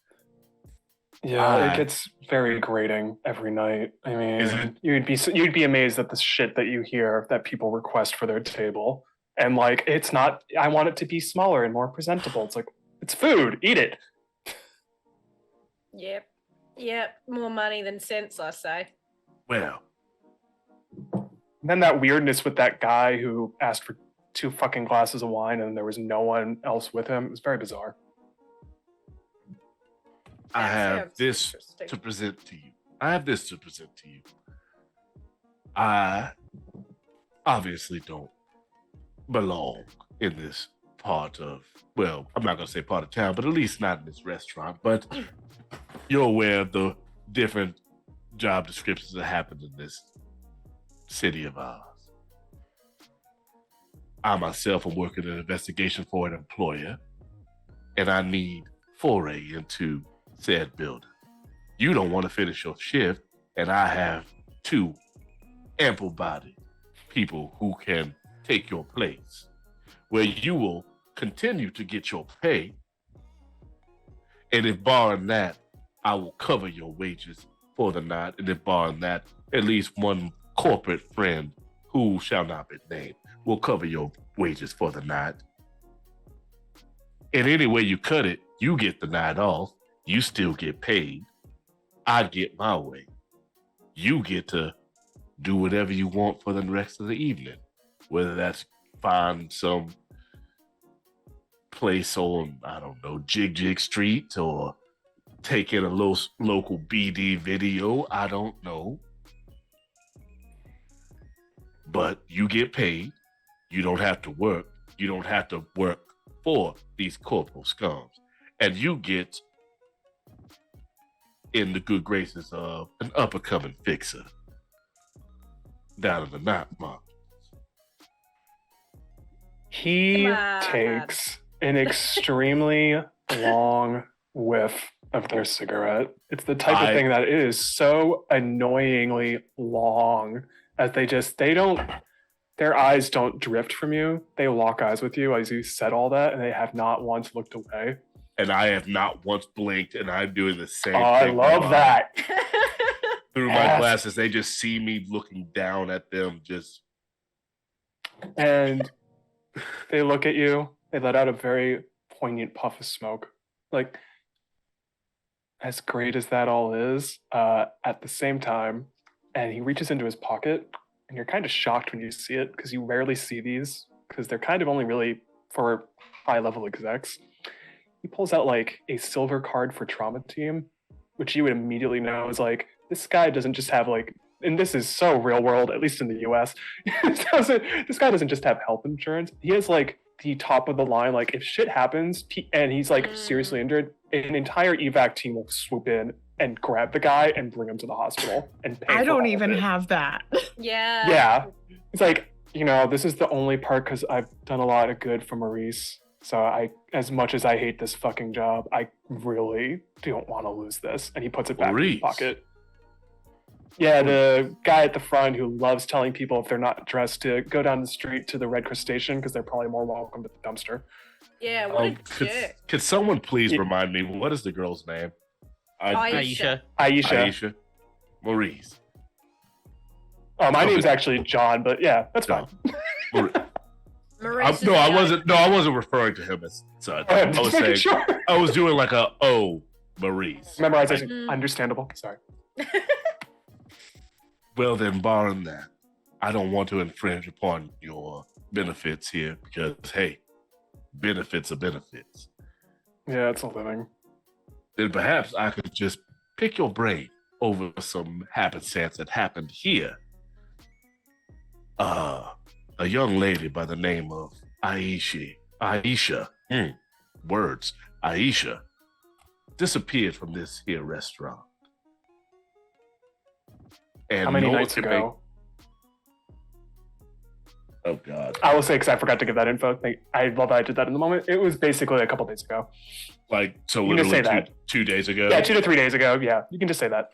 About 2 to 3 days ago, a woman named Aisha disappeared, seemingly out of the blue from this restaurant. And she would have been here with another corp, Kodai Khan. Are you? Oh, actually, did you need to ask that? Are you with Dub asking that, or are you still on comp? Okay, just making sure. I didn't know if you walked down.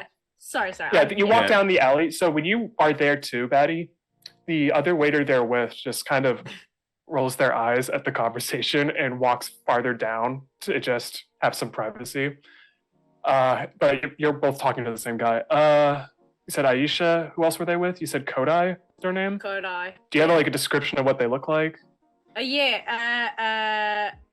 I have the picture that? I will 100%. I feel like our media would immediately get all that info. The second she looks down at her phone, she gets a notification. Yeah. And that's why I love media. Very good job. Yeah, I get it up on my agent, and I just found Jeff Goldblum. Yeah, this guy. If this session is remembered for anything, those watching, Jeff Goldblum. Yeah. Is this ringing a bell? This guy? Oh my god, I love everything about this. He immediately looks at that. He's like, well, minus the open shirt. That's a weird company photo. That guy was here. Yeah, that guy was here a few nights ago. He wasn't with anyone though. Not that I remember. He wasn't with anyone at all. I remember the weirdness because I had to do this. I had to bring 2 glasses of wine to the table, but I only just saw him at the table. So he asked for 2 servings or like 2 meals? Yeah, basically. It was kind of weird.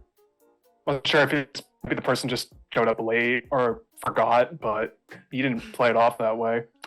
So you saw him from woe to go. He didn't check in with anyone. He didn't leave with anyone, and he wasn't sitting with anyone. No, when he walked in, I remember Maurice being very confused because it just seemed like he was with someone else, but there was no one else there. And then I remember this because the guy made a loud fucking noise. He went to the bathroom, came back, and started freaking out. because his phone wasn't on the table anymore or something. I don't know, but like he started having like full-blown panic attack. Tried talking to one of the bus boys about something, and then bolted out of the building like he was trying to find something or someone. Okay, look, I don't. Again, we know we've infringed on your break and everything. No, you're fine. Is Conversation's great. Is there any? Yeah, sweet. Do you want any? Probably not black lace on a shift. I bring out a flask. I'll take the flask. I don't want to be on the black lace. That's just No, not. that's fair. That's totally I fair. don't think my 2045. job would approve of that. It's the 2045 version of Everclear. Is there any way of getting like security cam footage of this guy or anything like that? Look, you As heard you what asked Dub said. that- We can pay for that. As you asked that, I'm going to switch Ooh. back to Tatiana. Tatiana, your netrunner has turned everyone else off except you. And you said go to the bathroom, and obviously they're not going to the bathroom. Yeah, no. So your eyesight follows them as they get up, and they make like a very long trek around to where the bathroom supposedly is. And you do hear them do a very signified, like turning everyone else's audio off from there so they just don't hear anything. Like, Rude. and you can hear him pull on you like, all right, if you give me a few minutes, I might be able to crack into this. Now I'm going to give you, because I thought about this way before the session today, and I thought this would be amusing. I'm going to give you a choice. Okay. I can either roll to see how well he did, or, because I think this is more interesting, I will give you a completely different mechanic from a completely different game that I like called Blades in the Dark. Yes. I will give you a devil. Yes. I will give you a devil's bargain, which is I will let them, if you accept, fully succeed. However, there is a thing you need to agree upon. Your netrunner, if you agree to that, gets 20% of your pay for the job, and he also, because I thought this would be amusing, he at least gets 2 days paid time off. Because your company, as nice as it is not that nice to people in his position. They don't get a lot of time off. No. I'm Or pretty is sure this that something... Sorry, go ahead. my company thing is literally ruthless and profit centered is how bad my corp is. So yeah, I'll take the devil's bargain. All right. I just thought of that earlier today. I was like, that's so funny. I love have that. to do it. I do too. I've been reading that rule book like crazy for a different Blades in the dark, my beloved. That's great. On He completely is like, you could tell he's smiling ear to ear on this, but he's not saying anything. He succeeds, obviously. And I need to get info for you. So give me a second, because I don't remember where it is in the book. Oh, I need to Then get I- something to then run. I would say this. Yeah. In the midst of this conversation, I don't bring out my agent. I bring out one of my burner phones and I send a text message. And it simply says, if it needs to cover the costs, our next transpo will cover the costs. So don't worry about tonight.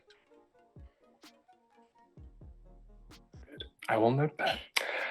Your netrunner does something that I'm going to say you two can do this because I just feel like it's Cyberpunk. You're able to do it. He links you in directly to what he sees because he just messaged you like, you need to see this.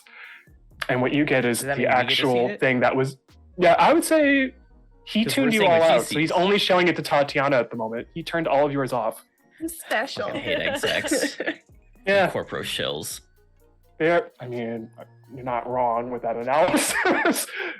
He messages you beforehand. It's like, you need to see this. This is weird. And he just full on feeds you in.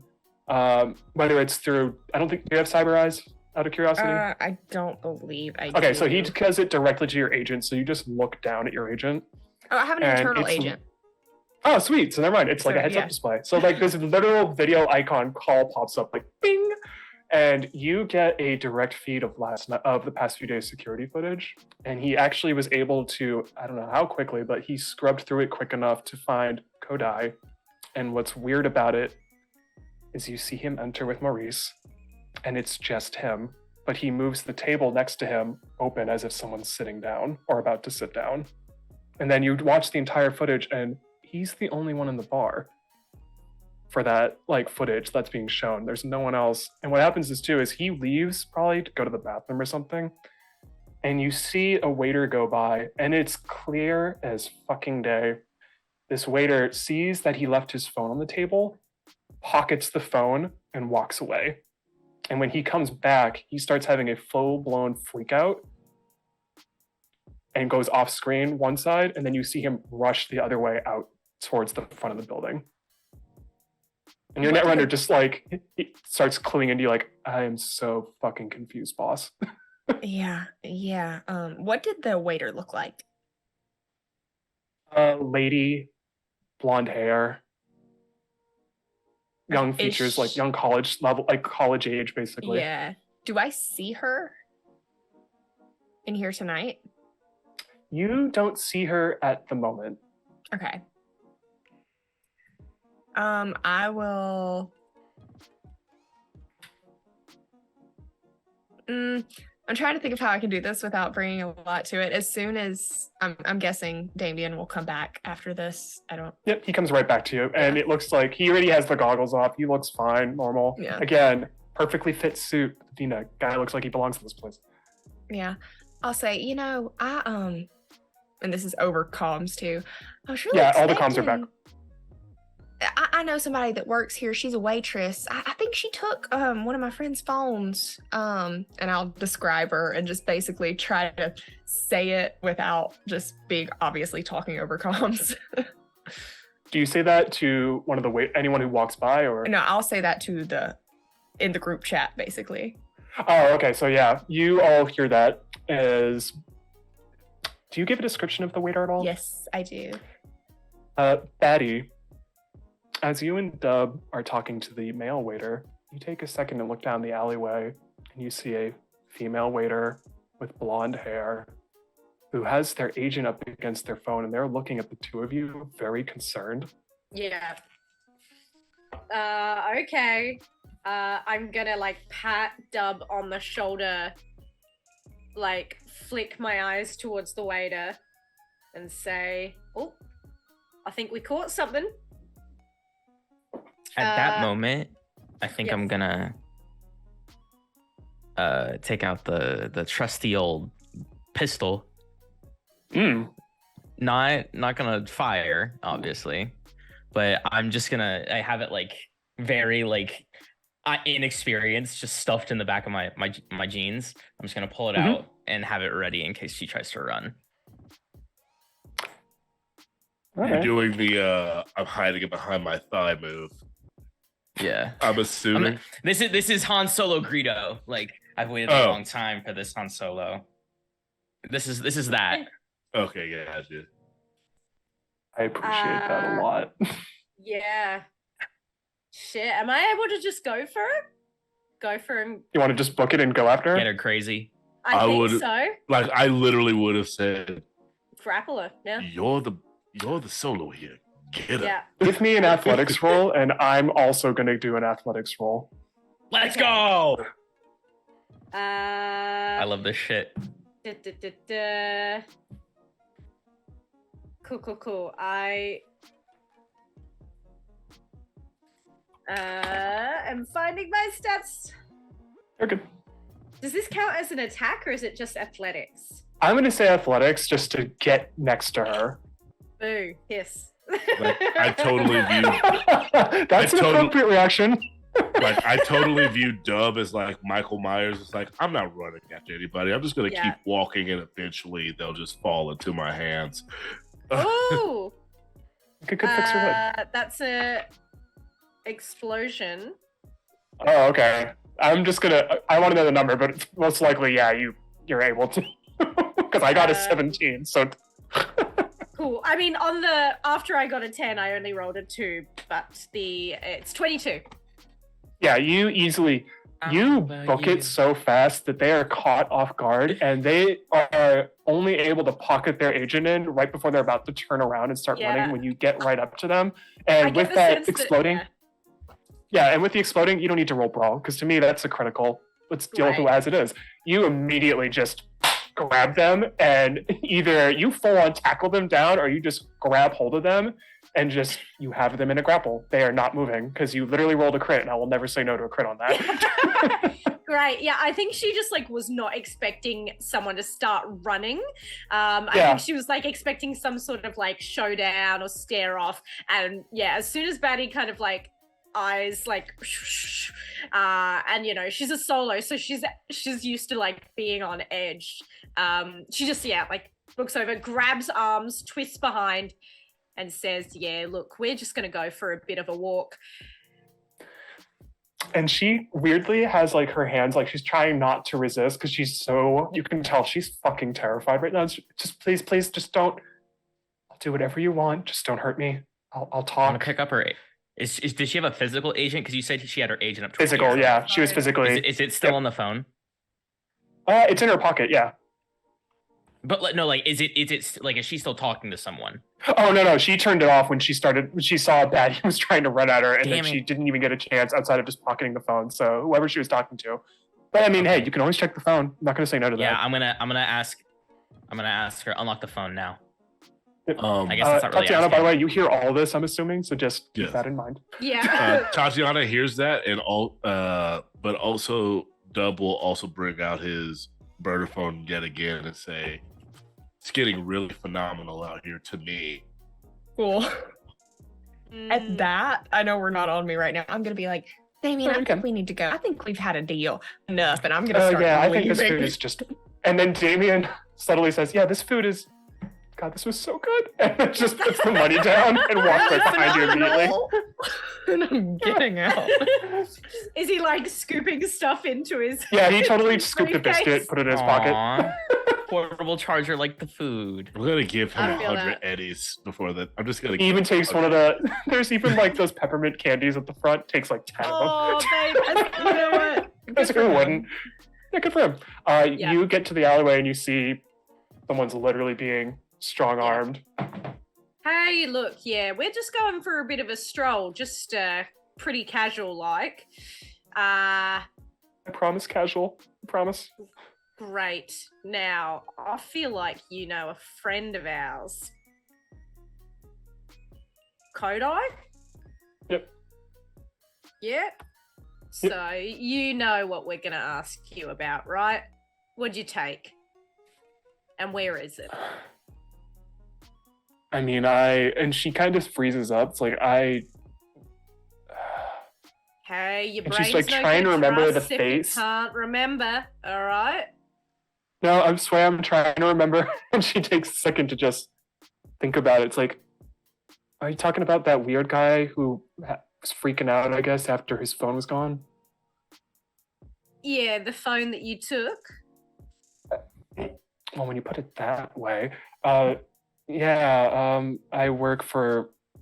Look, I'm just a college kid. I'm just trying to find a way to pay off, tuition because it's fucking ridiculous. I work for a group that just does jobs like these. We sell the stuff after What group? just to make a quick buck because, again, it's expensive in this city. Names, please. We're called. She just lists the crew name as we're part of the we call ourselves the high class heist crew. It's the dumbest fucking name. I need to tell Kevin to stop. What are you calling us dressed as that. 1940 vampires?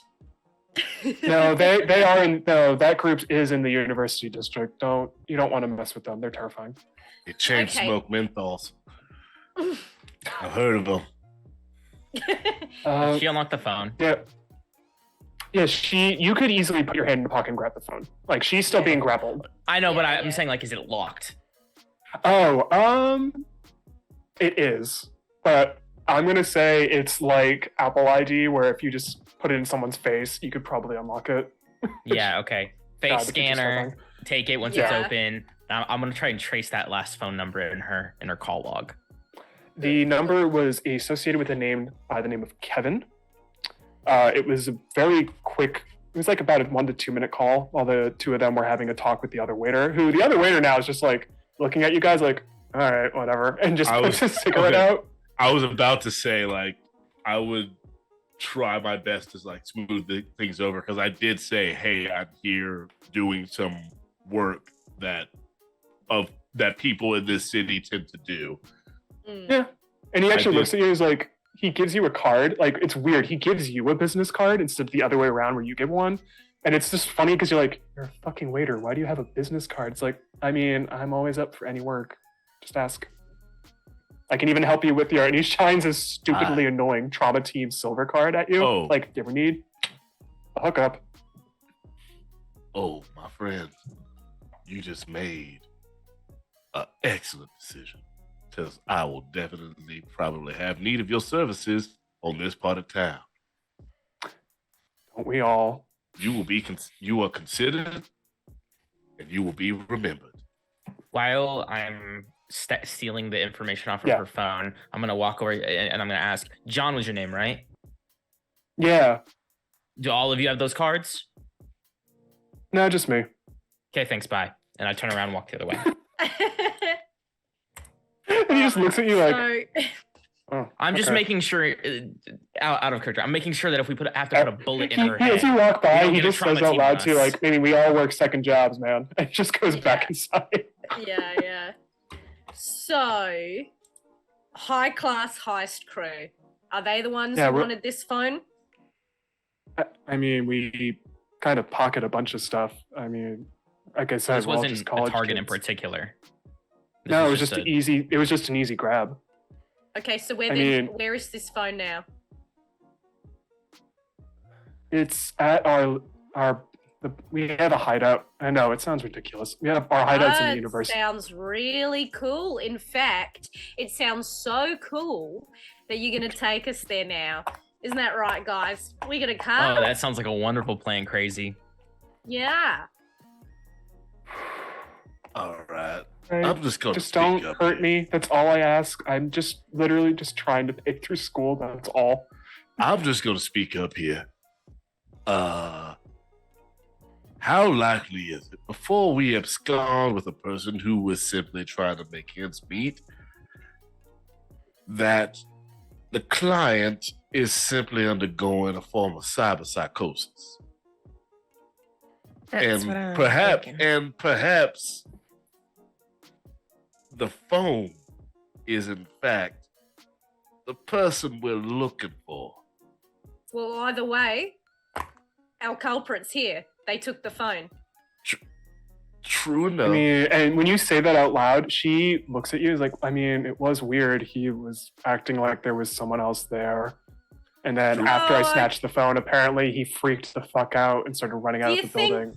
Do you think admitting that you stole from a mentally ill person is helping your case here? I didn't know that. I would also say, I mean, I would would say too, like, I mean, I was just on the phone and my friend was just saying there's some valuable stuff on there that could really help us financially. So I don't know what's on that phone, but it's something. So you take us to the phone, we get the phone, you head off, we're all square. I don't see what the problem is. All right. Anyone else? I just wanted to make sure you weren't about to do something batty. All right. I just wanted to make sure about that. That's all I wanted to know. Can I call Kevin? Oh, you do? Yeah, you do. And it goes through and it says, Jane, why are you calling back so quickly? Hey, Kevin. You said Jane, right? You said Jane? This is Jane's buddy. We're about to head on over. What the fuck is this buddy? The buddy that she has, you know, the one with a gun pointed at her side. So I suggest you don't touch that phone. Leave it where it is, and we'll be right on over to pick it up. She won't be hurt. Just leave it. We'll be good. Okay, thanks. Bye. That was good. And you hang up on him without him being able to respond. No one says goodbye at night. And then I look at Jane, and I'm just like, I'm not gonna put a bullet in you. I just want the fucking phone. This is the most impressed Dub has looked with you. The entire just right. Don't hurt my friends. That's all I ask. I mean, he's back at our hideout. I don't know what the hell they're doing, but they had the phone hooked up to like a bunch of servers. Like they're trying to rip data off it. That's all I know. Cool. I'm just trying to pay my fucking tuition, pulling a few things here and there. That's it. And you even notice too. Oh, go ahead. Yeah, and you even notice when you look at her, and you probably do a pat down just to make sure. There's no weapons of any kind on her. Period. She's clean.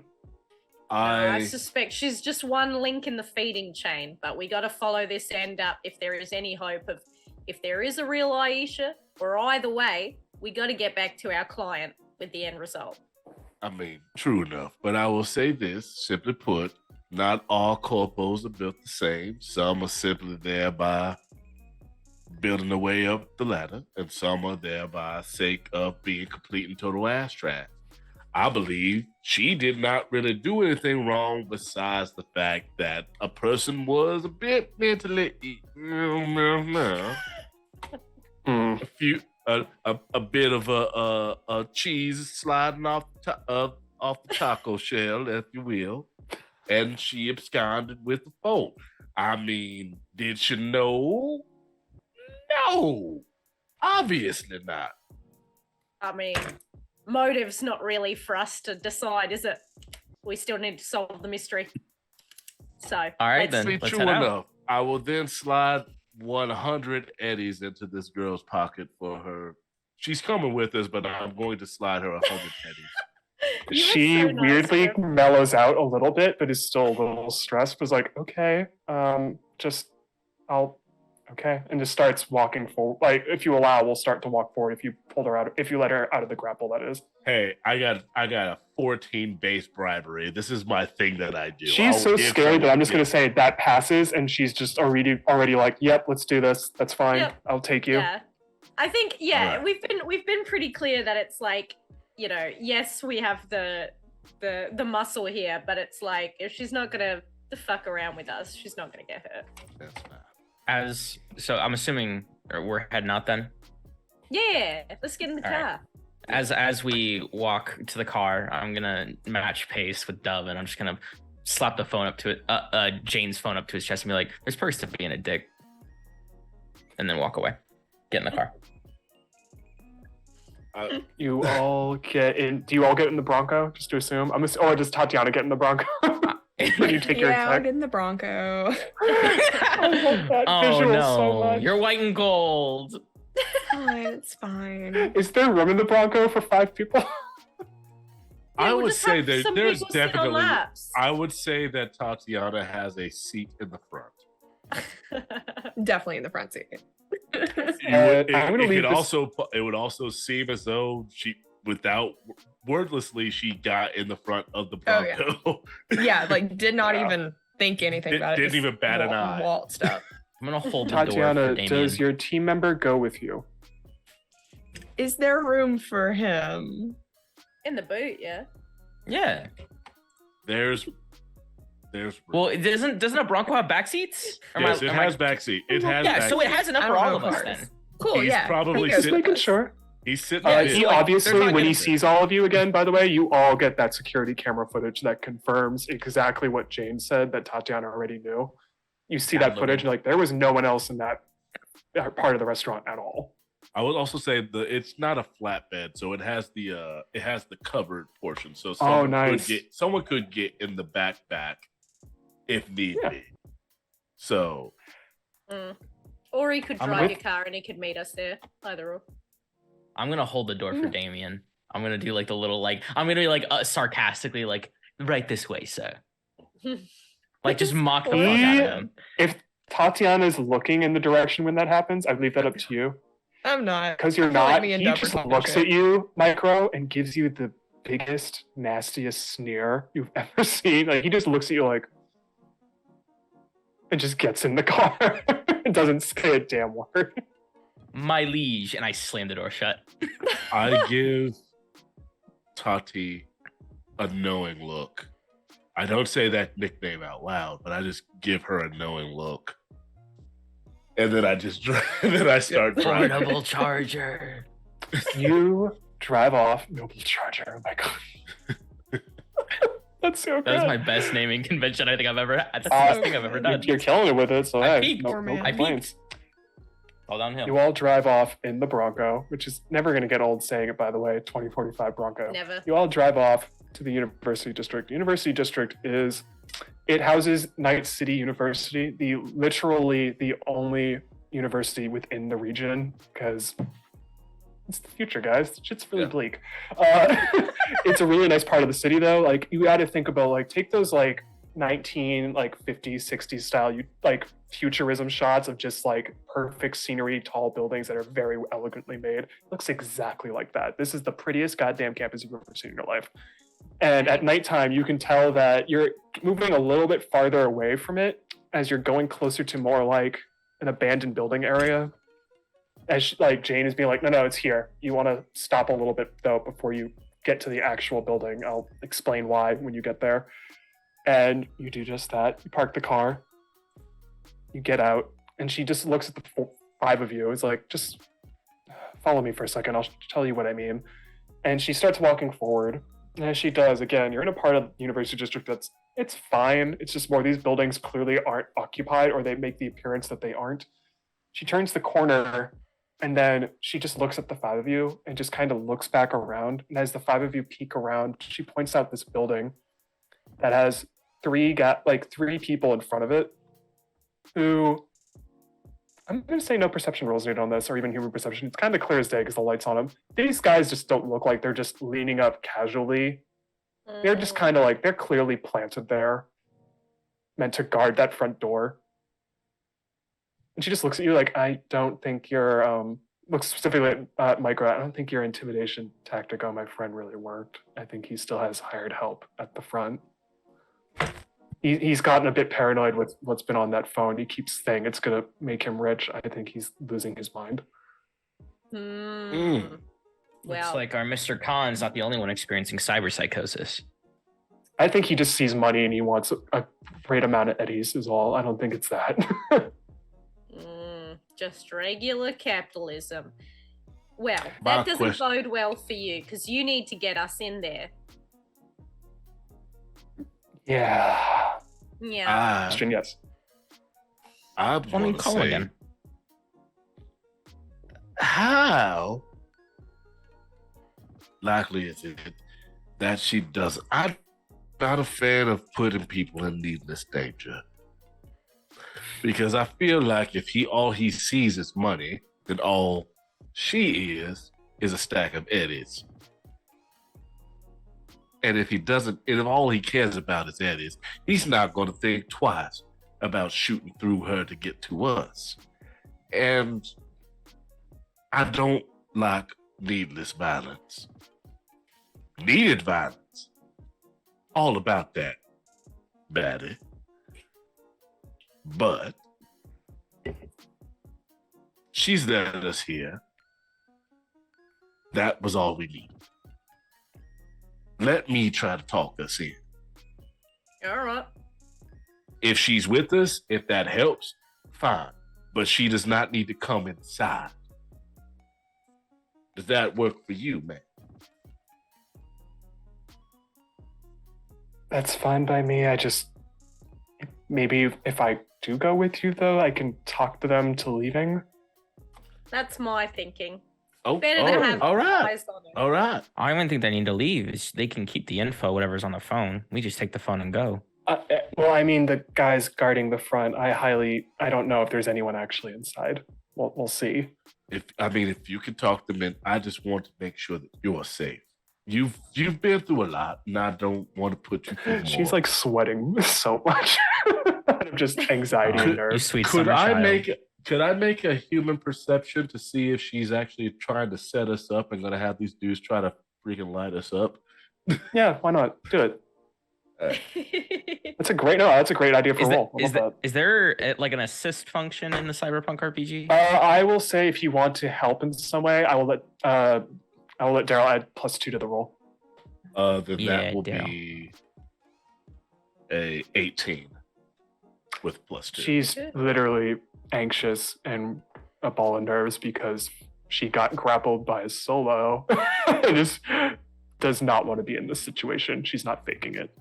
Yeah, okay. Well, we don't want to be in this situation either, so. I'm doing my best to full-blown Stockholm syndrome this person. And be afraid of that one, but no, I'm fine. I'm the good the way his eyes glitter. She's more nervous around Batty because Batty grappled them. She's kind of fine around you because you have a very mean, you've been all night. You have a very calming, charismatic. I do like whenever we start talking, I do try to interpose myself between Batty and them. Yeah. Just to, Yeah. it's like, all right, if you're able to do so, I will be with you. I will make sure some of us are a certain amount of distance away from you. I'm aware, but understand a job has to be done, a job has to be finished, and you will be considered for other ventures that I will be undertaking later after this job. Because you're already a part of a crew, why not be part of another crew? I'm always recruiting, I'm on the up and coming. But after you. Just in Dub's ear, Batty's gonna say, "You're a real kiss ass." You know that? Gets the job done, though. I turn around to Batty and I blow a kiss to her. I don't know how to read that. In your ears, it's like, read it however you want. I'm single. Oh my. I love chaos groups. Wow. You two, you walk up with Jane. The other three, do you just stand there and watch? Do you listen? Or yeah, I'm gonna say other three because no matter what, Damien's not going anywhere unless Tatiana tells him to. He can sit in the car for now because I don't want him getting killed. He can sit in the car. He's How just far is like the in car very from back. the building? The car, you're about. Oh, that's a good question I didn't think about. You're about 100 feet away. Is that net running capability? So this net running is weird in Cyberpunk. The way I get to tell a little bit of lore because it's always fun when you get to do that. Please do. I love lore. Yeah, I mean, God, this game's lore. Net running in 2045 is a little weird because in the past, the way you did net running is you could just net run from home, plug in, basically like the Matrix is the best way to put it because nail on the head. You could just do that at home, surf the net, however, but because of what happened 20 years ago, which was the Fourth Corporate War, where we had two corporations by the name of Militech, which was a firearms distributor, and Arasaka, who loved various sub-operations and very covert operations. They kind of had it out for each other. And in the process of all that, shit kind of went AWOL, like AWOL is the best way to put it. The net is not stable. The net is actually fractured because someone decided during all this to kind of just set off a bug that just completely destroyed it and fragmented it into different pieces. So the only way a netrunner really can netrun at this time in the timeline that is like Night City, they actually have to go directly to where the node is or the connecting port is in person and have virtuality goggles on that lets them literally superimpose net space on top of real life meat space, as they call it. So as much as Damien can netrun, he would need to be with you if there is a node to actually physically do the stuff. He can't do it from a distance like that. Okay. Cool. Yeah, it's one of those interesting, like, oh, the net is a lot more not great than it, I'm not than it keen is to in real have him life. here, Carly. Just like frame of reference. I was just curious if he could from the car. Yeah, he actually would need to be with you guys in order to hack it if he finds a node. We'll just But I leave will him in the car, and if we need him, we'll come back and get him. I will say from a player perspective, it's so Yeah. much easier to be a net runner in the time of the red. Because Yeah, I will say that too. If you had it made no sense to have net runners in your party unless they were like, execs or part of your posse as the rocker boy. Because it's like they can just do the shit remotely. It's like, why do they need to be here? Anyway, sorry, that was just my little Stares at a played future 2020 version and of Red. Adam Smasher. Yeah. That's why you want him. That's why you want him. Stares at future version of Adam Smasher where it's exactly. 94% cyborg. So you, Dub, walk with Jane forward, I'm assuming, and then the other three. What do you do? You stay back or do you walk forward with them? Am I able to, since he can't net run, am I able to like pick up any like electronic frequency or anything like that coming out of the building? Can I see if there's any active tech? I love that. Can you? Give me a second. I want to make sure I ask the right thing. So give me one second, man, because that's a great question. Can you roll for me? I would electronics and security tech roll. It's on the technique skills. Ooh, glad we have a media. Yeah, I got you. Yeah, that's a good question to ask. It's always excellent. That is a 16. How do you go about doing searches like that on a normal basis? And that sounds like a weird question to ask, but I'm just curious. No, for sure. Well, first off, I have audio enhansive suite, so I'd probably see if I can hear humming of technology, or the frequency that it's giving off, and then I'd also probably use one of my burn phone, like see if there's any like open networks I can hack into there. So hacking wise, sadly, is reserved for net running. That's the only thing that's a little annoying. No, you're good. But for cyber audio, that's a very good thing you pointed out. You kind of stand there and you start tuning through frequencies, because as a media, you would be obviously keen on that. You would know exactly, like, oh yeah, if I want to tune into certain radio stuff, I got to actually adjust the frequency level. So you start kind of like almost like a radio dial in real life physically. You would be turning it to just tune into things. You're just more doing it internally. And you can pick up on that always evident sound and noise that is a server room just buzzing because it's on. And you can just hear it. It is loud as fuck. And it is coming exactly from the direction both Dub and Jane are walking. All right. I'm just gonna say that over the comms. Then text active in there. Just keep that in mind. Good to know. Dub, as you get closer with Jane, the three people at the front door, they finally notice the two of you, and they look at her kind of confused as she's walking with someone they've never seen before. It's like, are you supposed to be here right now? And they're trying to play it off like they're confused more than anything. And they just kind of look at you even more confused because you're someone they've never seen before. And she just looks at him like, guys, Kevin said go take the night off. Just get the fuck out of here. And they just look at her very confused.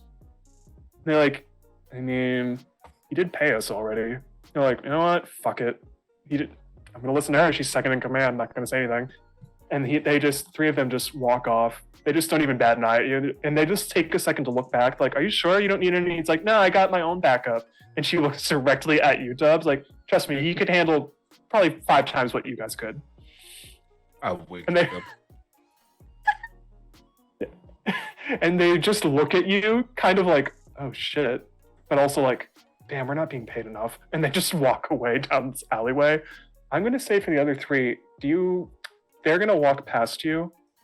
Would you like to make a stealth roll to make sure you're not seen? Because I feel like if they see you, they're going to be more concerned that this is something now not normal and not what is actually happening. Yeah, sure. Yeah, we can do a stealth roll. Do you want to do a group one? You want to just do highest roll? I'll do it as a group roll. So what we'll do is whoever has the highest stealth will roll. And then the other two, because the other two will add on to it, I will let you add +3 to that roll as an advantage. On comms, I say when she says he could take on a lot of people, I say, yeah, I'm a real master blaster.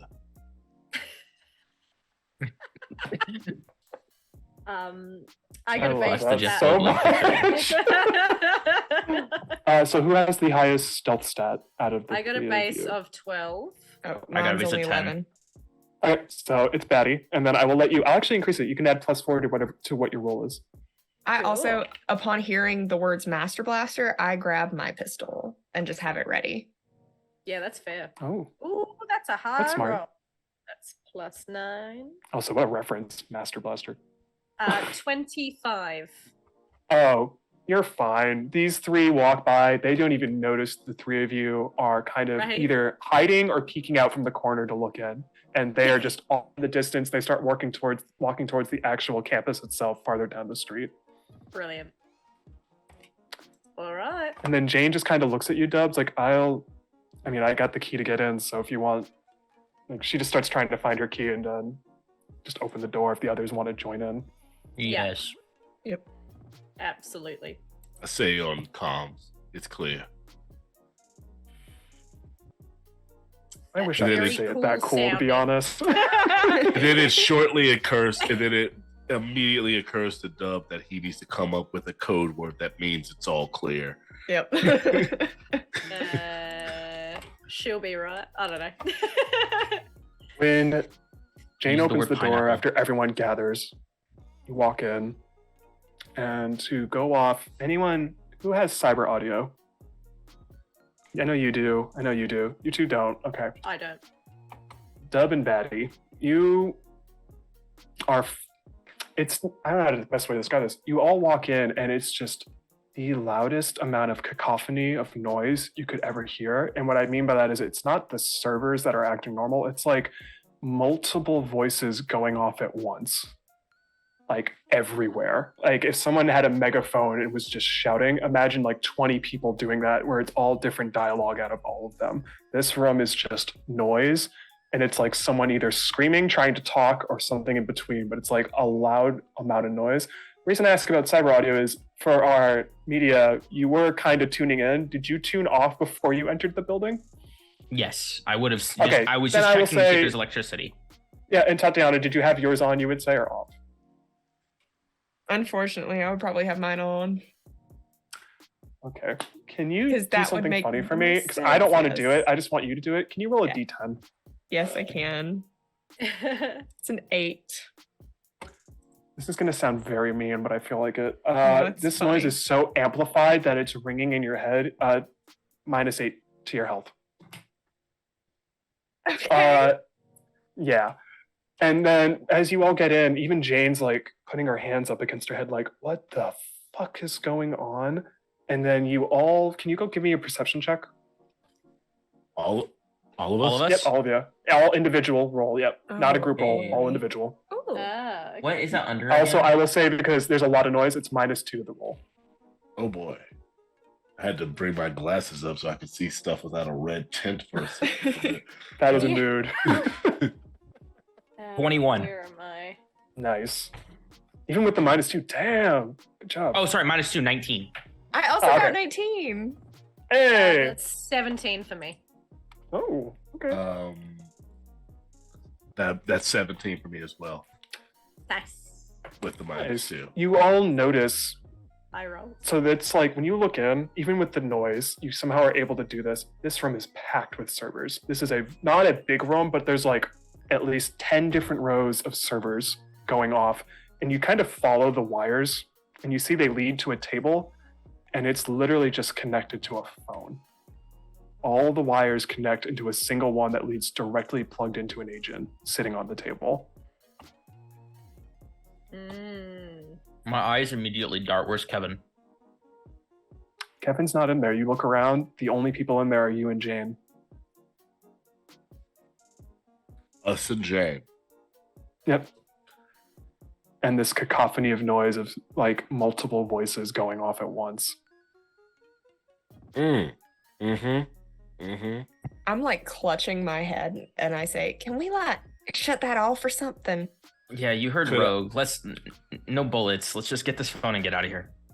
And those with the 19, you walk closer however best you can with the noise. You look down at the phone and it's like you're seeing someone's face screaming out loud, like just in agony, almost like get me out of here on the phone itself, like a moving picture.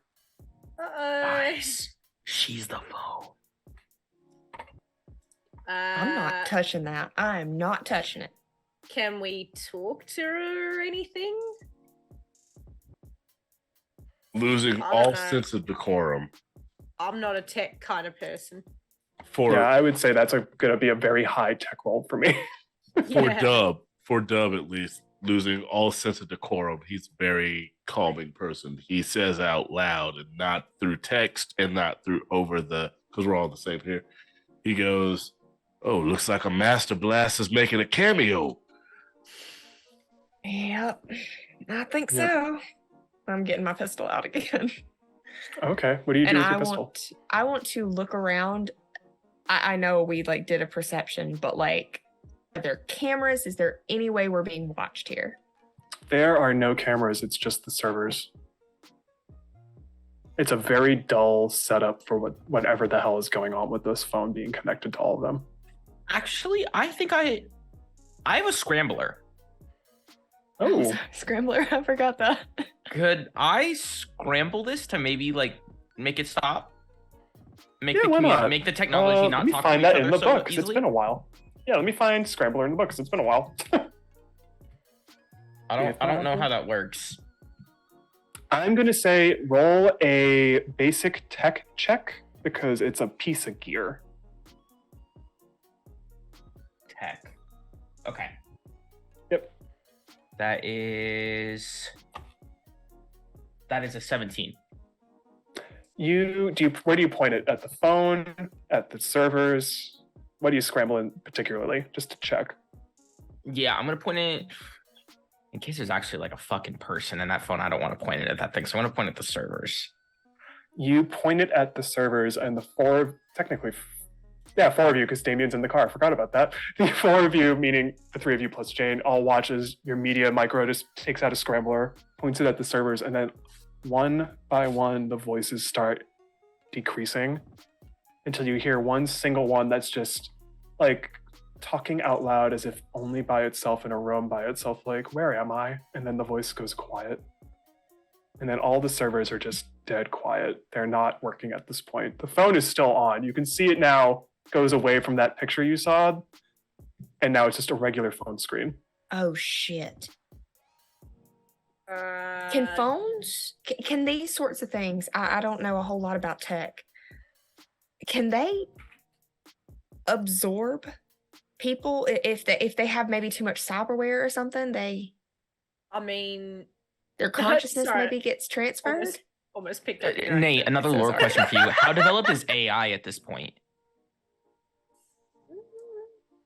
I'm trying to You think can give if me I a wanna short make you answer if roll that's for not the that. direction this is No, I going. want to see if I want to make you roll for this, because I feel like as a media, you would have some weird insights on how you're able to do stuff. So I want you to do. Oh God, I know exactly what I to spend ask you. enough time Actually. on 4chan. You could do I was gonna library say- search for like. I was gonna people say- Yeah, I that was gonna say. have I was gonna stuff. say either library search, or you can actually roll your roll ability, where if you want to see like how much of a detailed rumor you've been able to pick from it, which would be library search is by itself. You can do that roll. If you wanted to use your actual roll ability, it would be your relevant stat for it, which I can't remember what that is now because it's been a while since I've done this. So I might be asking for me a second to read up on this because it's been a while. I was gonna say I to would double say- down. What have I heard on the street about possible? Yeah, I would say streetwise. I'm assuming for stat it's probably intelligence because that's what I would assume, but I also don't know. Where So- is that? I would say either library check or if you want to do your roll ability, whichever one you want, then I can walk you through it. Bless you. Bless you. Thank you. Right. Sorry. Bless you. I'm so good at heavens above. All right, let's see this. Sorry. That is a 10. For your roll Uh, ability? Or your, oh wait, did you roll a 10? I rolled a 10, yeah. Roll it again, because then you get to add on top of that the second roll. Oh, it cocked. Explodes. It's exploding, at least only on the first one. Okay, yeah. So I rolled a 10 and then I rolled a 4 and then 11 on top of that for the library search. So 25. 25? Yeah. Okay. In terms of AI, it's kind of a taboo thing where, yes, there is AI nowadays, but it's like, it's extremely regulated because obviously you don't want rogue AI, which is a thing that can happen. Yeah. In the case of what's on your phone, I would even say as a media, I will allow this just because I think it's interesting. I feel like you would have dug on this a little bit while this was all happening somehow. You do know there's that weird rumor you'd heard about for a while that Arasaka had made some kind of chip that apparently, if someone wanted, it sounds kind of not the best word to use, and I apologize for those watching, psychotic. But if someone wanted, they could technically be, if let's say they're like dying or like they're on death's door, if someone wanted to preserve them, they could literally put them in the net off of an Arasaka program that had apparently been made. No one knows if it's true or not. It's kind of a rumor. It's something that you've heard about and you're like, I don't know if I want to pursue that story. That just seems kind of whack. But it's one of those rumors that every now and then gets thrown around. But you're looking at the phone now and it's just one of those weird things like, this seems kind of more advanced than an AI. Yeah. I'm gonna walk up to the phone. Yep. Hello? It takes a second, but you eventually hear, yes, hello, who's this? Where's Kodai? I'm Maestro. Are you Aisha? Yes, is Kodai with you? Where's Kodai? He sent us to come get you. We're taking you back to him. Now, here's an interesting question I have for the group. Do you want to take the phone back to Kodai? Do you want to, because this is such a wild thing, do you want to take the phone back to Kodai, or do you want to do something completely different? Well, can we? I mean, look. Or do you want to call Rogue and tell her this wild whack thing has happened? I think so. Yeah, I'm calling Rogue. We're calling fucking Rogue. Yeah. And this is This is Rogue level. Hey, what the? Instantly, This is my no phone is longer- already in hand, yeah. and I'm dialing. This is no longer the job that we signed up for. So Yeah.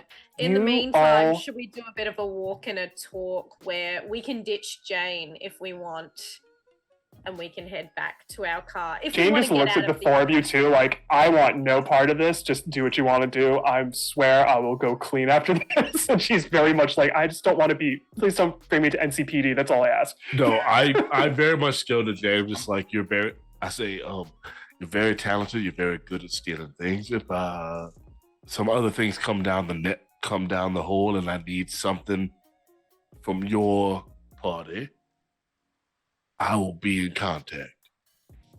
I swear I won't let Batty grab you again. Unless you're into that type of thing.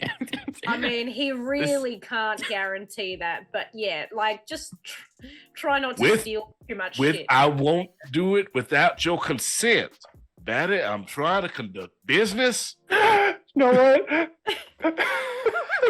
Jane walks out, but gives Batty a look. It's just like, gives you a wink despite all that, and then leaves the building.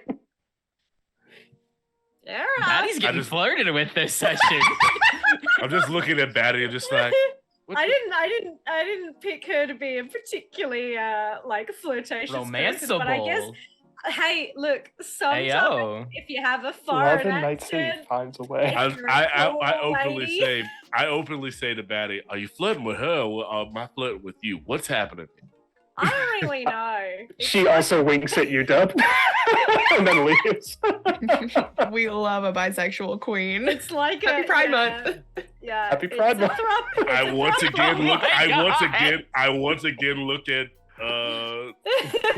Batty and go, I mean, if Where's my pan dice? Here we are. if you've got my number, Yeah. you got my Twins. number. Fucking love So that. you call Yeah, Rogue? I'm dialing Rogue right now. All right. Yeah. Does she hear all of this? As I you hope so. as you call Rogue, the phone does respond one more time to you, Micro. It says, just when you take me to Kodai, thank you.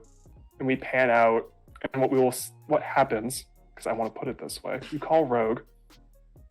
Rogue just is kind of in disbelief and doesn't really believe you for like the first second. And then she goes really quiet. And it's one of those things where you don't really see her face, but she is clearly thinking about this, and then eventually just tells you to bring the phone to her, and doesn't say bring it to the Forlorn Hope. She tells you full on bring it to the afterlife, and we'll discuss from there. Which for the four of you, I would assume the only one who's maybe been in there possibly is Batty, because that just makes sense. Maybe Dub, because fixers and solos work out of there and operate out of there. It's a well-known nightclub. But you know, like, just going there, if Rogue's telling you to do that, it's like, that's a big fucking deal. Like, no one just does that at the afterlife, talk to Rogue, willing, like, upfront like that. And I'm going to make this interesting and say that you get to the afterlife, and we're going to end it there without knowing what the actual status is. Because Rogue, I think, would just look at this phone in a very private, closed-off booth and is holding it, shocked, and just probably looks at the four of you like, let me take care of this. And you all just get slipped your money immediately.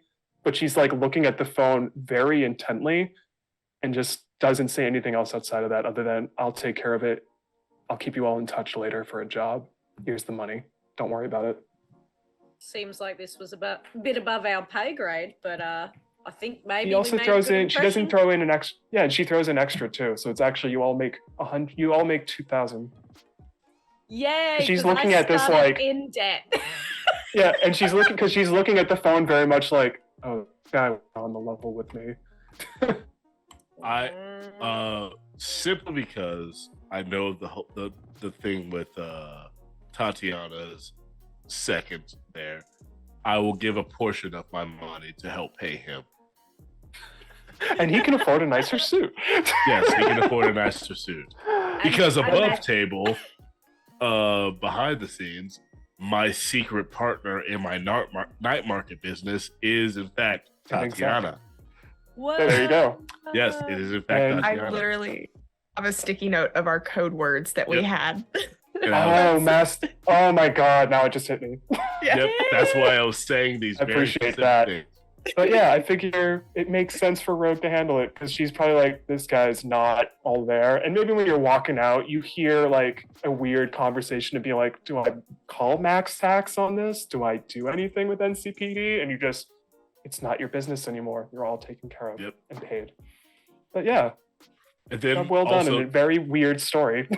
and Dub will also very much ask out Batty if they want to get a drink. Hell yeah. Yeah. Oh yeah. Oh, he's gonna. Rogue, you know what? I'm gonna even say Rogue opens up the Afterlife bar for you, saying you get at least one free drink. That's it. Oh yeah, he's gonna ask. He's I gonna heard ask her Rogue out. opens up, and I was like, force it? No. She's gonna open up her relationship. In anything's character, possible like in while this working, city. was not into it, but like out of the job, he's like fully into Batty's entire vibe. Fully loved it. On that note, because I feel like we could continue this conversation ad nauseum, I'm going to have, well, first off, again, good job, everyone. That was interesting. I'm looking forward to telling you all the things that could have happened after, because it's a lot more than you realize. But what we'll do for now is go around the table and have everyone reintroduce themselves, who they played, and both plug away on your socials and anything you got coming up. So starting with Zach. Hey guys, I'm Zach. Once again, I played Maestro Naagin, the Fixer. You can find me on Twitter at ZachTypes_, and you'll hear me talking about my upcoming neo-noir TTRPG book that I'm writing for TOV and 1D&D. Yeah. And congrats on the Kickstarter that just wrapped today for Cobalt Press. Oh yeah, yes, and I work for Cobalt Press. We just finished our Kickstarter today. Next up, Ellen. Hi, I'm Ellen. You can find me on Twitter at EllenKGraham1, but mostly you can find me at Roll to Cast. That's ROLE. We're an any-winning variety TTRPG podcast. So if you like Cyberpunk Red, if you like Cyberpunk 2020, Vampire the Masquerade, Pulp Cthulhu, Witcher, Kids on Bikes, I'm running out. We've done 9 seasons, and our current season, Die, is on its 2nd episode. I'm the GM, so I'm really nervous about that as always, but it's a really cool story that's essentially TTRPG Jumanji. So some people played a game, it's been 10 years. And they're coming back to play it. But, you know, I always like to think of it as the game is playing them. So please check that out. Subscribe to Roll to Cast on all of the socials and give us a listen wherever you listen to podcasts. I've been Batty, and this has been super fun. So I'm very excited to be here. I'm going to shout them out again. Roll to Cast, great podcast, but also RPG. Yes. Yes, it's such a fun game. I'm so in love. I love it so much. Next up, Darryl. Hello. And that's what I say on everything that I do is hello. My name is Darryl Dorsey. You can find me on Instagram and Twitter at Mr._Darryl Dorsey. I am a professional, I guess, at this point, TTRPG player, because I have been paid to do it. I'm a professional voice actor because, listen to me.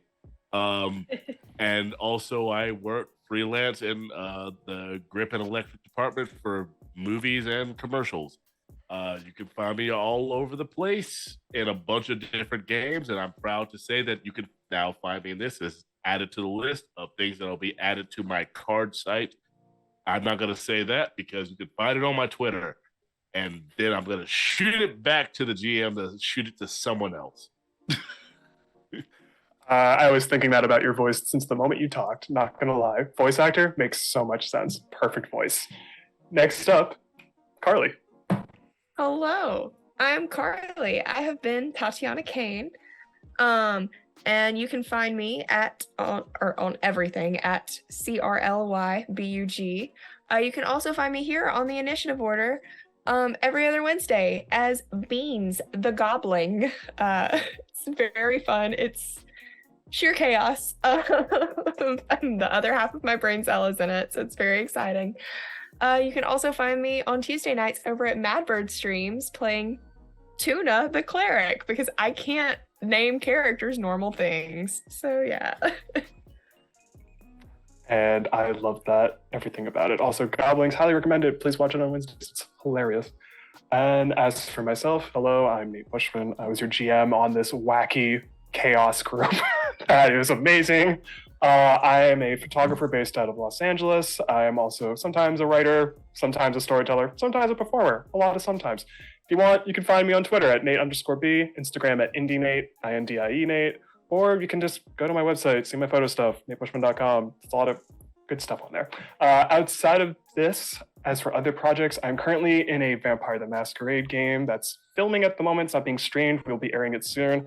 Of all places, it is set in Victoria, Australia. I am the sole LA resident. There's another Texas person, and then 3 of them are all in Australia. It's great. I love time zones. It's been amazing. Outside of that, on Tuesday, I have the hilarity that I don't know how to describe normally, so I'm not going to. That is, I will be on the High Shelf Collective Twitch channel for a one-shot session of Lasers and Feelings, except it's not lasers and feelings, it's lobsters and feelings. Think about that. It's going to be one hell of a good time. And there's other stuff in the works that I can't talk about yet, because I just can't. Before we go, I want to give a shout out to our tech person, Nate. Nate, you're awesome. One of the best people ever. Thank you so much.